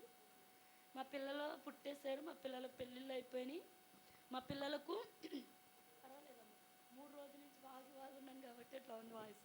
దేవునికి మహిమ కలుగును గాక. హల్లెలూయా. ఎవరైతే వినండి ఏం చెప్తున్నా నేను, నా పిల్లలు పుట్టారు, నేను ముసలిదాన్ని అయిపోయాను, ఎప్పుడు అమ్మ కన్నా పాల యేసుబాబు వచ్చేది. అర్థమవుతుందా? నా చిన్నప్పటి నుంచి ఇదే అంటున్నాను అని అనుకునంట. తండ్రి చిత్తం ఎరుగండి కూడా ఆలస్యం ఎందుకు చేస్తున్నాడు తెలుసా? ఇంకా కొంతమంది పక్షపాతి కాదండి ఆయన. హల్లెలూయా, దేవునికి మహిమ కలుగునుగా. కొందరు ఆలస్యం అని ఎంచుకుంటారు, కొందరేమో త్వరగా వచ్చేస్తున్నాను అనుకుంటారంట. హల్లెలూయా. కాలములు సమయములు మన వశంలో లేవు, దేవుని వశంలో ఉన్నాయి. దావీదు భక్తుడు అంటాడు, దానియేలు గ్రంథంలో అంటాడు, కాలములు సమయములు ఆయన వశంలో ఉన్నాయి. హల్లెలూయా. చూడండి, తన యజమానుని చిత్తం ఎరిగిండి ఏ పడక అంటే నిద్రపోయి, ఆత్మీయ జీవితంలో సిద్ధపడక, అతని చిత్తం అంటే దేవుని చిత్తము చొప్పున జరిగింపక ఉండు దాసునికి అనేకమైనది. అర్థమవుతుందండి? అంటే దాసుని మెలకువగా ఉన్న దాసులు ఉన్నారు, దేవుని చిత్తం ఎరిగిండి కూడా సిద్ధపడక ఉన్నవారు కూడా ఉన్నారు. ఏ గుంపులో ఉన్నాం మనం? హల్లెలూయా. అర్థమవుతుందండి? ఎందుకు ఈ మాట చదివించానంటే, అపవాదంట ఆశ పెట్టుకొని ఉన్నాడు. అపరిమితంగా ఉంది వాడు ఆశ. మరి మన ఆశ ఎంత ఉండాలి? వాడికేమో సమయం కొంచెమే ఉందని చెప్పి గనులైన వారు మెలకుగా ఉండకుండా, సామాన్యులు మెలకుగా ఉండకుండా, ప్రలాపించేవారు మెలకుగా ఉండకుండా, దేవుని గొప్ప చేసేవారు, దేవుని స్తుతించేవారు, ఆరాధికులు మెలకుగా ఉండక వారి దగ్గరికి పోరాటాలు, యుద్ధాలు తీసుకొని వస్తూ ఉంటే వాటిని చూస్తూ మనం అవిశ్వాసులుగా ఉండకూడదు. అధికారము పొందుకున్న వారమై ఉండాలి. అధికారము జ్ఞాపకం రావాలి. ఏదైనా ఒక పోరాటం మన దగ్గరికి వస్తుందంటే దాన్ని ఉద్యోగంలో ఇంకా పై స్థానానికి తీసుకెళ్తారు చూడండి, దాని ఏమో ప్రమోషన్ చెప్పాలేంటి, వావ్ దేవుడు నాకు ప్రమోషన్ ఇస్తున్నాడని గంతులేయాలండి. దేవునికి మహిమ కలుగును గాక. శ్రమలకు అలవాటు పడిన వాడు అపవాది వాడిని చూసి, వారిని చూసి వాడు భయపడతాడు. హల్లెలూయా, హల్లెలూయా. నిండా మునునోడి సార్లు ఉండదు అంటారు సామెత ఇది. నిండా మునిగినోడికి ఏమైపోవాలి? మనం ఆత్మాభిషేకములో నిండా మునిగిపోవాలి. హల్లెలూయా. ఆ అభిషేకములు ఈ శ్రమలన్నీ కొట్టుకుపోవాలి. శ్రమగా అనిపించదండి. యేసయ్య కృప తలంచుకున్నప్పుడు, యేసయ్య ప్రేమ తలంచుకున్నప్పుడు శ్రమ కూడా శ్రమగా మనకు, యేసన్న గారు రాశారు ఈ పాట, దేవునికి మహిమ కలుగును గాక. శ్రమ కూడా శ్రమగా మనకు అనిపించదో. దానికి కాదు ఉండవలసిన ఆశ. ఎవరికి ఉండాలి? వెరీ గుడ్, బాగా చెప్పారు మీరు. నాకు ఉండాలి. ఆమెన్. మనకంటారేమనుకున్నాను నేను. దేవునికి మహిమ కలుగును గాక. అది దానికి మించిన శక్తిని దేవుడు మనకి ఇచ్చాడు. దానికే ఉందండి, పాతాళ లోకంలో దాన్ని తొక్కివేసే శక్తిని మనకి ఇచ్చాడు. నిలవలేనటువంటి శక్తిని దేవుడు మనకి ఇచ్చాడు. అధికారమును దేవుడు మనకి ఇచ్చాడు. మనకి ముందుగా పైవచ్చు మెట్టగా ఉన్న స్థలాలను సరళము చేయగలిగిన దేవుడు మన పక్షము ఉన్నాడు. యుద్ధము యెహోవాదే. ఆమేన్. నిలిచి ఉంటే చాలు, యుద్ధం ఆయన చేస్తాడు. హల్లెలూయా. నిలిచి ఉంటే చాలు, ఏం చేస్తాడు ఆయన? నమ్మి నువ్వు పలికితే చాలు, విశ్వాసముతో నువ్వు పలికిన మాటను బట్టి దైవీకమైన కార్యములు చూడగలుగుతావు. ఆమేన్. హల్లెలూయా. చూడండి, ఇంకొక మాట చదివిస్తాను. పాతాళ లోకంలో ఏముంటాయో చెప్తాను వినండి. యెషయా గ్రంథంలోనే 14వ అధ్యాయం, యెషయా గ్రంథంలోనే 14వ అధ్యాయం 9వ వచనం ఒకసారి చదవండి.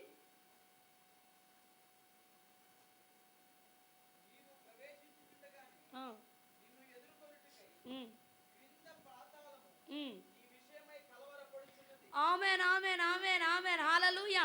మనం ఎలాంటి శక్తిని పొందుకోవాలో తెలుసా? మనము ఎదుర్కొనుట కంట కింద పాతాళం ఏం చేయాలంట? దాన్ని కలవరపరిచేలాగా మన పరిస్థితులు మార్చిపోవాలి. హల్లెలూయా.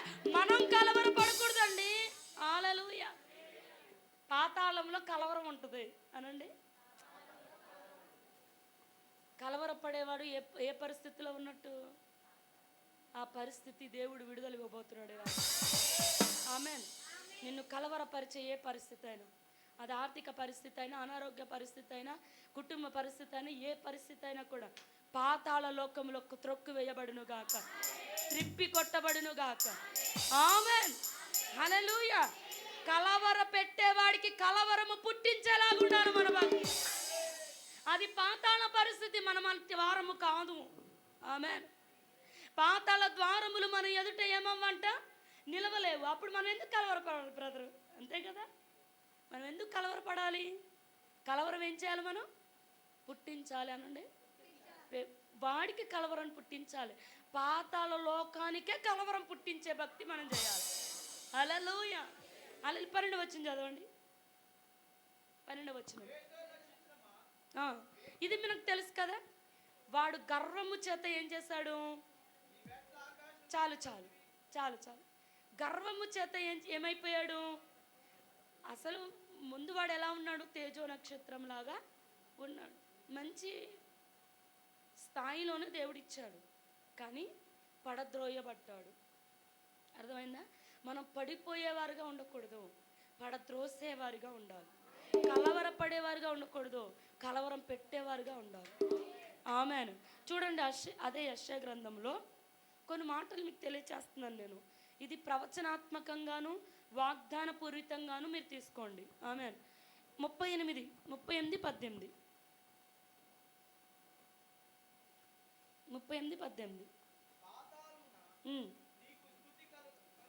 అది పాతాళంలో ఏముండదు. కొంతమంది స్తుతించండి అంటే నోరులే తెరవరు. అర్థమవుతుందా మీకు? నేను ఊరికే చెప్పిన సొంత మాటలు చెప్పడం రాదండి నాకు వాక్యంలో. నిజంగా అంటే బయట నుంచి ఏమైనా చెప్తామని నా వల్ల అవదు. వాక్యం చూపించి చెప్పగలను కానీ బయట నుంచి అయితే నేను చూపించి చెప్పలేను, రావు కూడా. కొంతమందికి ఆ అభిషేకం ఉంటుంది, నాకు ఆ అభిషేకం లేదు. దేవునికి మహిమ కలుగును గాక. అర్థమవుతుందండి? పాతాళంలో ఏముండదు? స్తుతి ఉండదు. పాతాళంలో ఇంకేముండదు? కృతజ్ఞత ఉండదు. పాతాళంలో ఏముంటుంది? అది ఏముంటుంది? కలవరం ఉంటుంది. అంటే స్తుతించలేని జీవితంలో ఏం కనిపిస్తుంది? కృతజ్ఞత లేని జీవితాల్లో ఏం కనిపిస్తుంది? ఈ రాత్రికాల సమయంలో ఇక్కడ ఎవరైనా స్తుతించకుండా, దేవునికి కృతజ్ఞత చెల్లించకుండా ఆ జీవితాన్ని కలిగి ఉంటే ఆ జీవితాల్లో కలవరం ఉంటుంది. కానీ దేవుడు మీకు చెప్తున్నటువంటి మాట ఏంటో తెలుసా? మీరు దేవుణ్ణి స్తుతించండి, దేవునికి కృతజ్ఞత చెల్లించండి.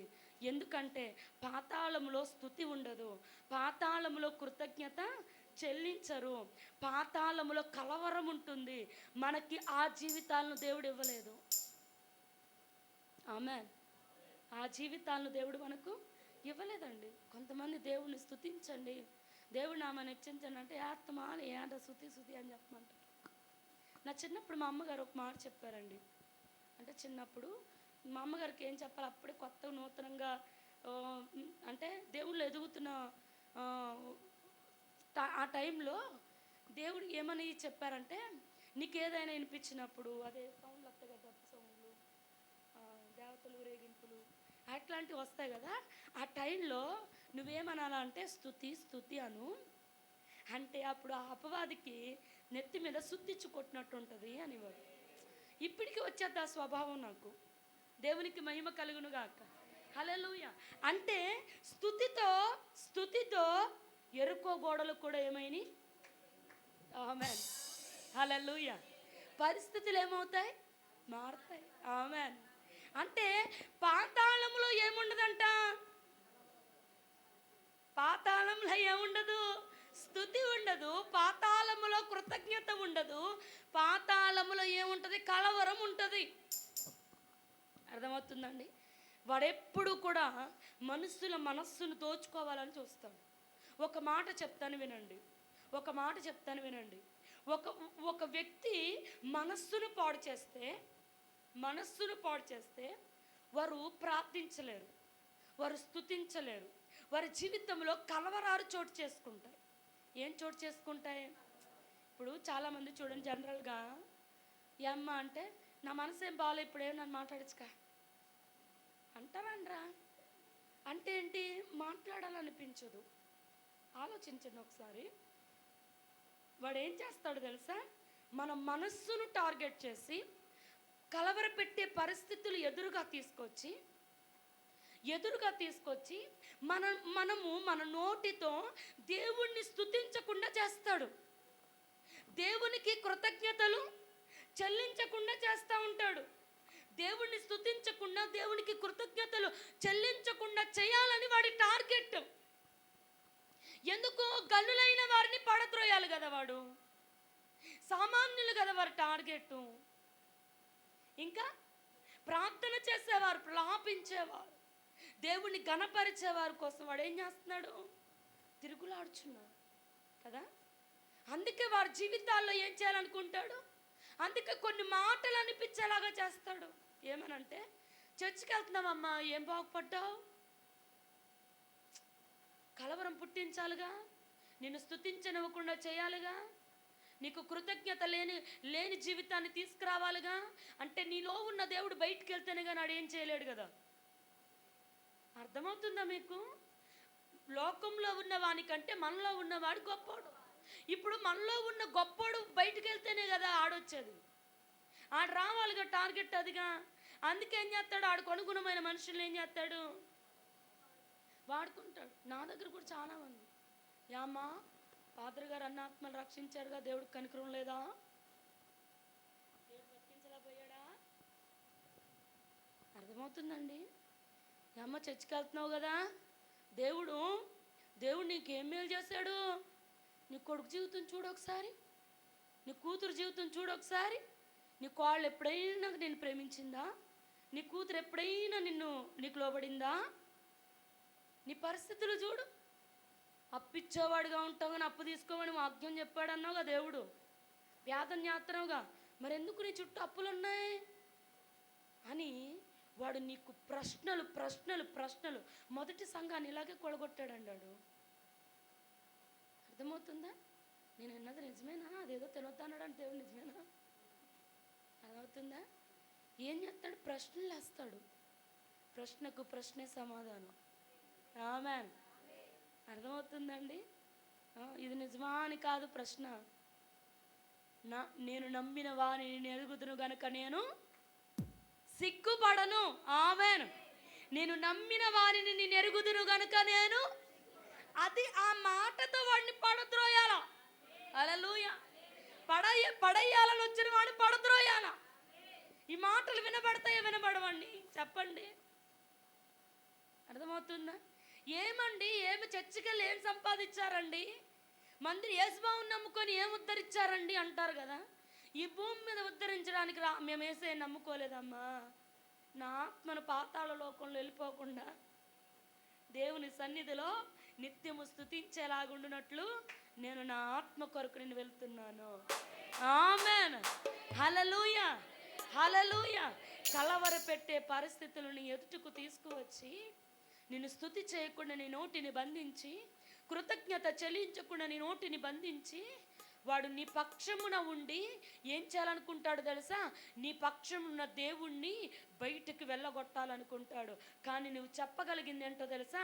నేను ఎవరిని సన్నిధిలో నిలుచున్నానో ఆ దేవుని సన్నిధిలో నేను శాసిస్తున్నానో, నా దగ్గరికి వచ్చిన అపవాది ఏళ్లతో సైతము నువ్వు పెళ్ళగింపబడదువుగా చెప్పాలా? మనం నోరు తెరిచినప్పుడు ఒక మాట అనగానాడు, నోరు మూసుకొని ఏం చేస్తాడు, వెళ్ళిపోతాడు. అంతే తప్ప అవునా నిజమే కదా అన్నామనుకో, నీ విలాపం ఏమైద్ది? అంతే కదా. వాడు ఆశ ఏమైద్ది? అది అంతే కదా. ఎవరి ఆశ నెరవేర్చేవారిగా ఉండాలి మనం, ఎవరి ఉద్దేశాన్ని నెరవేర్చేవారిగా ఉండాలి మనం, ఎవరి సంకల్పంలో ఉన్నాం మనం. యుద్ధములన్నీ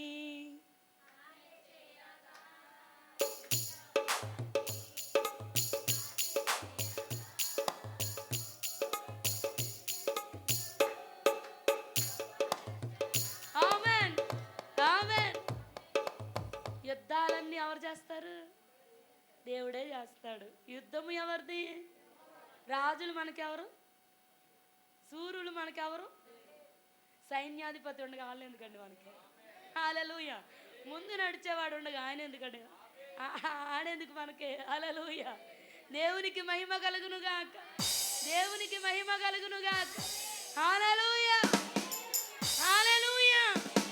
అది పాతాళంలో ఏముండదు. Very good. చెప్పాలి అందరూ. మీరు హృదయం అనే పలకల మీద రాసేసుకోవాలి ఇది ఎప్పటికీ. హల్లెలూయా. అంటే స్తుతించలేని స్థితిలో ఉన్నామంటే ఏ స్థితిలో ఉన్నట్టు? అంతే, వేరే దేర్ ఇస్ నో ఆన్సర్. అక్కడే ఉంది ఆన్సర్. నా సొంత మాట కాదండి, దేవుని వాక్యంలో ఉంది. హల్లెలూయా. చూడండి ఇంకో మాట, కీర్తన గ్రంథం 31:7 17 31:17.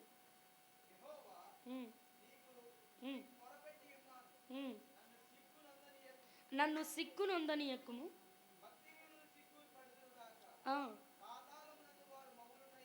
అది నువ్వు ఇక్కడ మౌనంగా ఉంటే ఏ స్థితి అది? అంతే. మౌనం ఎక్కడుంటుందంట? వారికి ఏముంటుందంట? మళ్ళీ ఒకసారి చదువున్నాను అన్నమాట.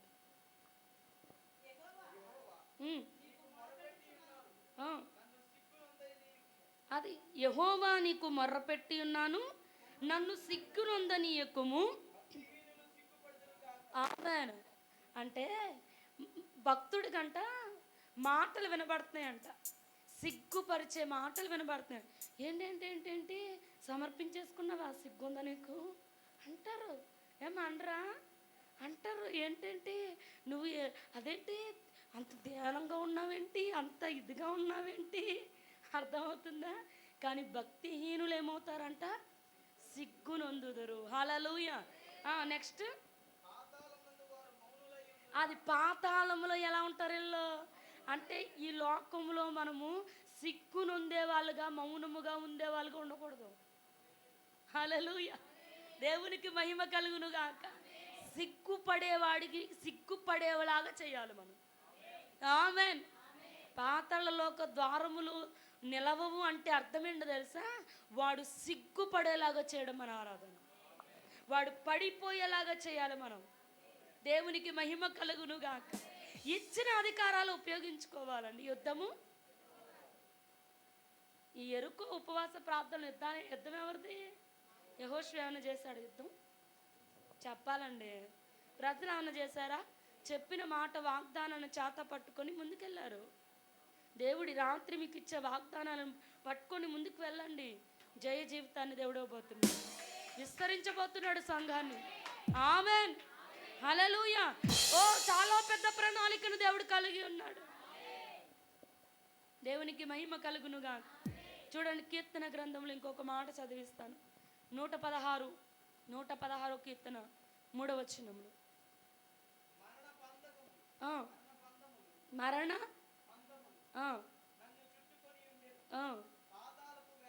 ఏమిటి పాతాళంలో? పాతాళంలో కలవరం ఉంటుంది, పాతాళంలో స్తుతి ఉండదు, పాతాళంలో కృతజ్ఞత ఉండదు, పాతాళంలో మౌనంగా ఉంటుంది. మౌనపు స్థితి అలా రాసుకోండి. పాతాళ స్థితి ఏంటి? మౌనపు స్థితి. పాతాళంలో ఏముంటుంది? వేదన అనండి. ఇవి 5 మనల్ని నిలబడి చేయకూడదు. ఈ 5 మనల్ని ఏం చేయకూడదు? మొదటిది ఏంటి? కలవరం అనండి.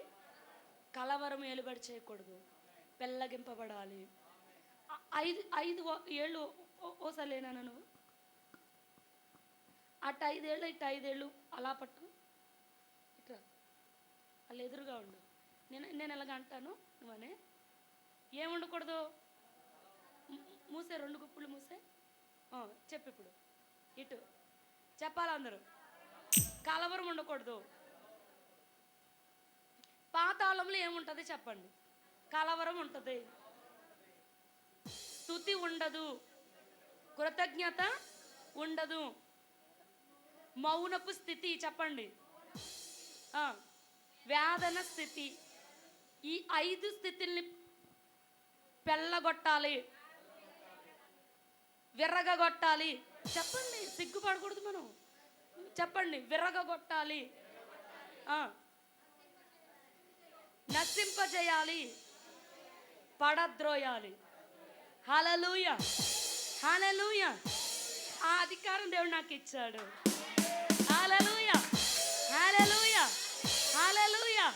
పాతాళ ద్వారములు మన ఎదుట నిలవలేవు, పాతాళ లోకములు దేవుని ఎదుట నిలబడలేవు, దేవుని సంఘము ఎదుట నిలవబడలేదు, ఆయన రక్తములో వచ్చిన సంఘము ఎదుట నిలవలేదు.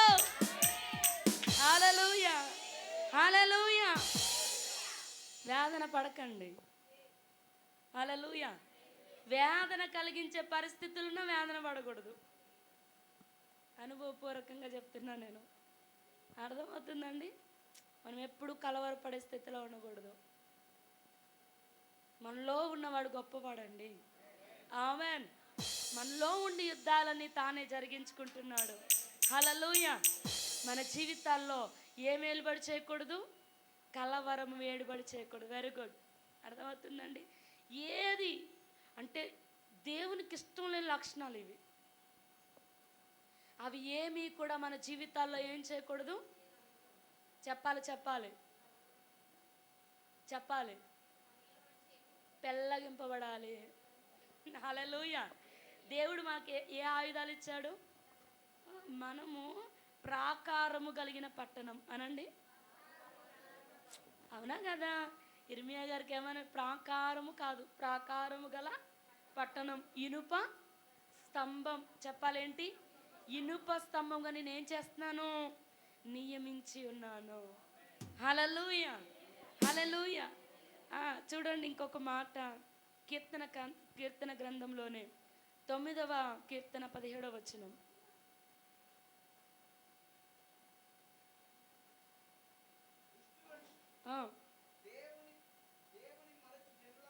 అది చాలు, దేవుని మరచువారు. ఇంకోటి ఏంటి? పాతాళ అనుభవం అంటే దేవుని మరచువారు. కొంతమంది విశ్వాసులు ఎలా ఉంటారంటే, కొన్ని దేవుడిని ఆరాధికులు ఎలా ఉంటారంటే, మేలు చేస్తే దేవుడు, మేలు చేయకపోతే ఆయన ఎవరో నేనెవరు. ఒకటి గుంపు. రెండో గుంపు ఏంటంటే, కష్టం ఉన్నప్పుడు బలిపీఠం వదిలిపెట్టరు. కష్టం ఉన్నప్పుడు ఏం వదిలిపెట్టరు? చెప్పాలి. కష్టం తీరిపోయిన తర్వాత, అంత సుఖవంతమైన జీవితం వచ్చిన తర్వాత యేసయ్యని ఏం చేస్తారు? దేవుడిని ఏం చేస్తారు? మర్చిపోతారు. దేవుడిని ఏం చేస్తారు చెప్పండి? అది ఏ స్థితి అంట? మరచిన స్థితి, పాతాళ స్థితి. వాళ్ళు ఏం చేస్తారు? పాతాళ ఆ అనుభవంలో ఉన్న వాళ్ళు ఏం చేస్తారు? దేవుడిని ఊరికి అలుగుతారు. ఈ మాట బాగుంది. ఊరికి ఏం చేస్తారు? అలుగుతారు. దేవుని మీద ఏం చేస్తారు? ఊరికి అలుగుతారు. దేవుడు అలిగితే, దేవుడు ప్రశ్నిస్తే చెప్పండి. సుడిగాల్లో నుంచి యోబు గారిని దేవుడు ప్రశ్నించానంట. ఒక్క ప్రశ్నకు కూడా ఆయన ఏం చేయలేకపోయాడంట. ఆయన సమాధానం చెప్పలేకపోయాడు. కానీ దేవుడు రెట్టింపు ఆశీర్వాదం ఎందుకు ఇచ్చాడో తెలుసా? ఆయన ఒక మాట అంటాడు, సర్వశక్తుడు ఇంకనూ నాకు తోడుగా ఉన్నాడు. ఆయన ఎప్పుడన్నాడు తెలుసా? ఆ పరిస్థితుల్లో. ఏ పరిస్థితి తెలుసా? ఆయన అన్న పరిస్థితి, బూడిదలో కూర్చున్నటువంటి పరిస్థితి, గోనె పట్ట కట్టుకున్నటువంటి పరిస్థితి, పురుగులతో గోనె పట్ట కూడా లేదు, అసలు వస్త్రాలు లేవనుకుంటా ఆ టైంలో. అర్థమవుతుందండి? మొత్తం ఒళ్ళంతా ఏంటి, నన్నెత్తి మొలికినారు, కాలు వరకు పుళ్ళు వచ్చేసిన పరిస్థితి. కుమారులు లేరు, ఎవరు లేరు. ఒక భార్య కూడా దూషించి వెళ్ళిపోయింది. ఎవరిలా దూషించి, అంధకార స్థితి అంటే చెప్తున్నాను వినండి. మరలా పాయింట్కి వచ్చాను చూడండి.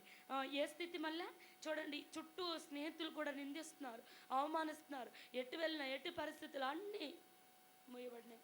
ఆ పరిస్థితుల్లో ఒకటే ఒక మాట పలికాడు ఆయన, సర్వశక్తుడు ఇంకను అనండి. ఇంకను ఈ పరిస్థితి నాకు ఇలా ఉంది, అయినా ఇంకను నాకు తోడై ఉన్నాడు. ఆమెన్. నా పిల్లలు నా చుట్టూ ఉన్నారంటున్నాడు ఆయన. హల్లెలూయా, దేవునికి మహిమ కలుగునుగా. హల్లెలూయా. ఇంకను అనే మాట దేవుడు విని సుడిగాల్లో నుంచి ప్రత్యక్షమై రెట్టింపు ఆశీర్వాదం ఇచ్చేసి వెళ్ళిపోయాడు. హల్లెలూయా. అర్థమవుతుందండి? మన నోట్లో నుంచి పలికే మాటను బట్టి దేవుని ఆశీర్వాదం ఉంటుంది. శాపము పలికితే శాపం వచ్చినమే నెరవేరుతుందండి. ఆశీర్వచనం పలికితే నేను మొన్నసారి కూడా చెప్పినట్టు గుర్తు నాకు. నా పరిస్థితి ఇలాగే ఉంటుంది, అలాగే ఉంటుంది. అర్థమవుతుందా? నువ్వే కోరుకుంటున్నావాయే ఇలాగే ఉంటుంది అని ఎవరు కోరుకుంటున్నారు? నేను కోరుకుంటున్నా. అప్పుడే నువ్వే కోరుకుంటున్నావు కదా, సార్ తీసుకో అంటాడు. అర్థమవుతుందండి? ఒక మాట చెప్పి నేను ముగిస్తాను. అపవాది దేవుడి దగ్గర నుంచి ఎలా అధికారం పొందుకుంటాడంటే, ఒక ఉదాహరణ చెప్పి నేను ముందుకు వెళ్తానే. ఇప్పుడు మందిరం ఉంది, ఓకే? మందిరం ఉంది, అక్కడ బాత్రూమ్ కట్టారు. ఏం కట్టారు? ఉదాహరణ చెప్తున్నాను. బాత్రూమ్ కట్టారు. బాత్రూమ్ కడితే అందరూ వచ్చి అన్నారు, ఇక్కడ బాత్రూమ్ ఉండకూడదు, ఎదురుగా బాత్రూమ్ ఉండకూడదు, మంచిది కాదు అది అన్నారు. అయితే సేవకులు అన్నారు ఏమంటే, ఊరికి ఉదాహరణ చెప్తున్నాను, మాకు దేవుడు ఉన్నాడండి, ఏం కాదు అని చెప్పి అన్నారు. అయితే ఒకరోజు అలా అన్నీ వెళ్ళిపోయిన తర్వాత ఇంట్లో ఒకరికొకరు బాగాలేదు, ఓకే? వాళ్ళు నేనే ఉదాహరణ తీసుకుంటాను, ఆ ప్లేస్లో నేనే ఉన్నాను. ఒకరి తర్వాత ఒకరికి మా ఇంట్లో ఏంటి బాగాలేదు, నేనే బాత్రూమ్ కట్టాను, ఓకే? ఎదురుగా వచ్చి ఎవరో అన్నారు అంటే ఒకరి తర్వాత ఒకరు బాగా. అపవాదం ఏం చేస్తున్నాడు చూడు, ఆ బాత్రూమ్ కట్టినందుకే. ఎందుకు నా నోటి మాట పట్టుకొని పోవాలాడు. లేకపోతే అప్పటిదాకా వాడికి ఏం రాదు, అధికారం రాదు. ఏం రాదు? ఇప్పుడు మనం పలికేదాన్ని పట్టుకునే ఇదిగో అలాగ అంద ఆవిడ, నాకు అధికారం అని అడుగుతాడు. నువ్వు పలకంది అపవాదికి అధికారం ఇవ్వబడదు. ఆమె అర్థమవుతుందా మీకు? నా వాయిస్ సహకరించట్లే కానీ చెప్తున్నాను వినండి. ఓకే. వాడు ఏం చేస్తాడంటే పలకేలాగా చేస్తాడు. అయ్యో అనవసరంగా ఇక్కడ బాత్రూమ్ కట్టేనా అనేసాను. అర్థమవుతుందా? ఇప్పుడు ఆ మాట అనేదాకా ఆడు నా నోటి దగ్గర ఉన్నాడు. ఆడు చెవి ఎక్కడుంది? అది నా నోటి ఎదురుగా ఉంది. విన్నాడు, ఇక పట్టుకొని పోయాడు. ఆ మాట ఎక్కడికి వెళ్ళాడు? ఇదిగో మాట నాకు ఇవి ఎత్తావా అధికారం అని అంటే, పలికిందా నా బిడ్డ? ఏం చేస్తాం? ఎవరు తెచ్చుకున్నారు అధికారం? నీ నోటి మాట. అర్థమవుతుందండి? మన నోటి నుంచి వెళ్ళే మాటను వాడు తీసుకొని అధికారాన్ని పొందుకొని ఏం చేస్తాడంటే ఇంకా ఇంకా ఇంకా ఇప్పుడు ఆ బాత్రూమ్ కొట్టేస్తారు, దాన్ని పడగొట్టడానికి డబ్బులు కావాలి, మళ్ళీ అప్పు చేయాలి. మళ్ళీ తర్వాత ఏంటి? ఈ రోజులు ఉన్న పరిస్థితులు బయటికి వెళ్ళలేరు. మళ్ళీ ఏం చేయాలా? అప్పు చేసి ఏం చేయాలా? కట్టాలి. ఇప్పుడు వాడు ఏం చేస్తున్నాడు? కలవరాన్ని పెంచుతున్నాడా? నీకున్న ఆడ అధికారాన్ని తెచ్చుకొని ఏం చేస్తాడంటే పరిస్థితులు చూపించి గొప్ప కూలిపోయేలాగా చేస్తాడు. అందుకనే నోరు జాగ్రత్త. నేను ఆల్రెడీ ఇది చెప్పాను కాబట్టి మీకు అది మళ్ళీ నేను రిపీట్ చేయట్లా. దేవుని వాక్యం మన వద్ద ఉంది, మన నోట్లో ఉంది, మన దగ్గర ఉంది. అది ఆమేన్, హల్లెలూయా. నేను ఎప్పుడు ఏం పలికేదాన్ని తెలుసా అండి? నేను ఇలాగ ఉండను, ఇలాగే అనేదాన్ని. ఇలాగ అయిపోతారు అలాగ అయిపోతారు అని అంటే మా పిల్లల్ని చూసి అందరూ అనేవారు, నేను చెప్పాను ఇది కూడా మీకు, తండ్రి లేని పిల్లలు తిరుగుబాటు చేస్తారు, మా పిల్లలు అలాగ ఉండరు. ఇదే పలికిదానండి. నిజంగా అలా లేరు ఇప్పుడు. ఆమేన్. మనం పలికిన దాన్ని బట్టి దేవుడు కార్యాలు చేస్తాడు. జాగ్రత్త. దేవుడు అధికారం ఇచ్చాడు. యుద్ధం ఆయనే చేస్తాడు. యుద్ధం ఉంటుందని చెప్తున్నాడు, యుద్ధం లేదని చెప్పట్లా, కానీ ఆయనే చేస్తాడు. జయానికి మించిన అత్యధిక విజయం దేవుడు ఇవ్వబోతున్నాడు. రోమీయులకు రాసిన పత్రిక అది 8వ అధ్యాయం 36-37 వచనాలు మీరు రాసుకొని మీ బైబిల్లో పెట్టుకుని దాని ప్రకారంగా జీవించాలని ఒక ఆశ తృష్ణ కలిగి ఉండండి. ఆ ప్రకారంగా దేవుడు జరిగిస్తాడు. ఆమేన్, హల్లెలూయా, హల్లెలూయా, హల్లెలూయా. దేవునికి మహిమ కలుగును గాక. చెప్పండి చెప్పండి చెప్పండి. పాతాళంలో ఏముంటది? ఇంకా చెప్పాలి.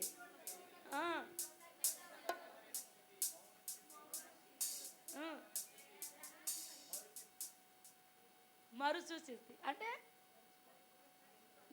ఏం చేస్తారు? వాళ్ళు మర్చిపోతారు, దేవుని మేలు మర్చిపోతారు, దేవుణ్ణి మర్చిపోతారు.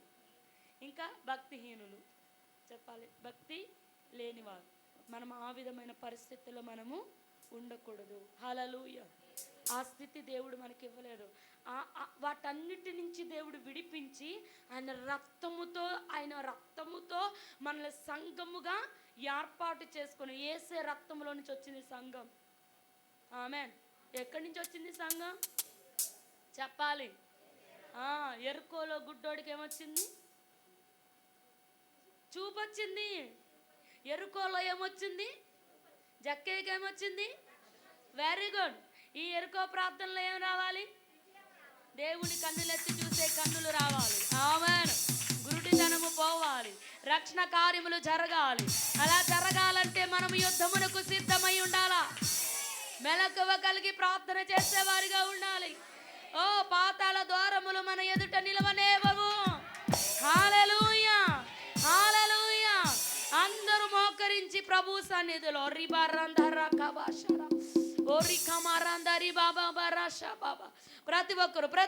ప్రతి ఒక్కరు దేవుని సన్నిధిలో ఏ పరిస్థితి అయితే నిన్ను నిలబడి చేస్తుందో, ఏ పరిస్థితి అయితే నిన్ను స్తుతించకుండా చేస్తుందో, ఏ పరిస్థితి అయితే నిన్ను అధమాయిసి చేస్తుందో, ఏ పరిస్థితి అయితే నిన్ను లోపరుచుకోవాలని చూస్తుందో, ఏ పరిస్థితి అయితే నిన్ను బానిసత్వంలోనికి నడిపిస్తుందో, మాట్లాడాలి ఈ రాత్రి కాల సమయంలో. ఓ యేసయ్య అధికారము నీచి ఉన్నాడు. పలుకు, నీ నోరు పలుకు. ఎవరో వచ్చి నీ మీద హస్తమేసి వచ్చే అభిషేకము కాదు, దేవుడే నేరుగా నేను అభిషేకించబోతున్నాడు. దేవుడే నేరుగా నేను అభిషేకించబోతున్నాడు. ఆయన హస్తము నీ మీదికి దిగి రాబోతుంది.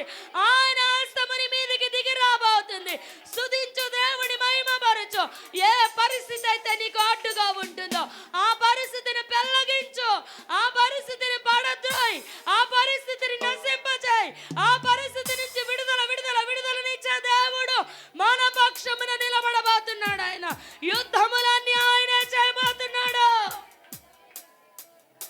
గుడ్డి వారి కన్నులు తెరవబోతున్నాడు. ఆయన రక్షణ కార్యములు జరిగించబోతున్నాడు. ఆయన ప్రతి ఒక్కరు నోరు తెరిచి ఓరి కమరందరబా శనమరందరి బాబా ఓరి ఖరందరి బాబా మరమరందిరా బాబా. హల్లెలూయా హల్లెలూయా హల్లెలూయా హల్లెలూయా. ప్రతి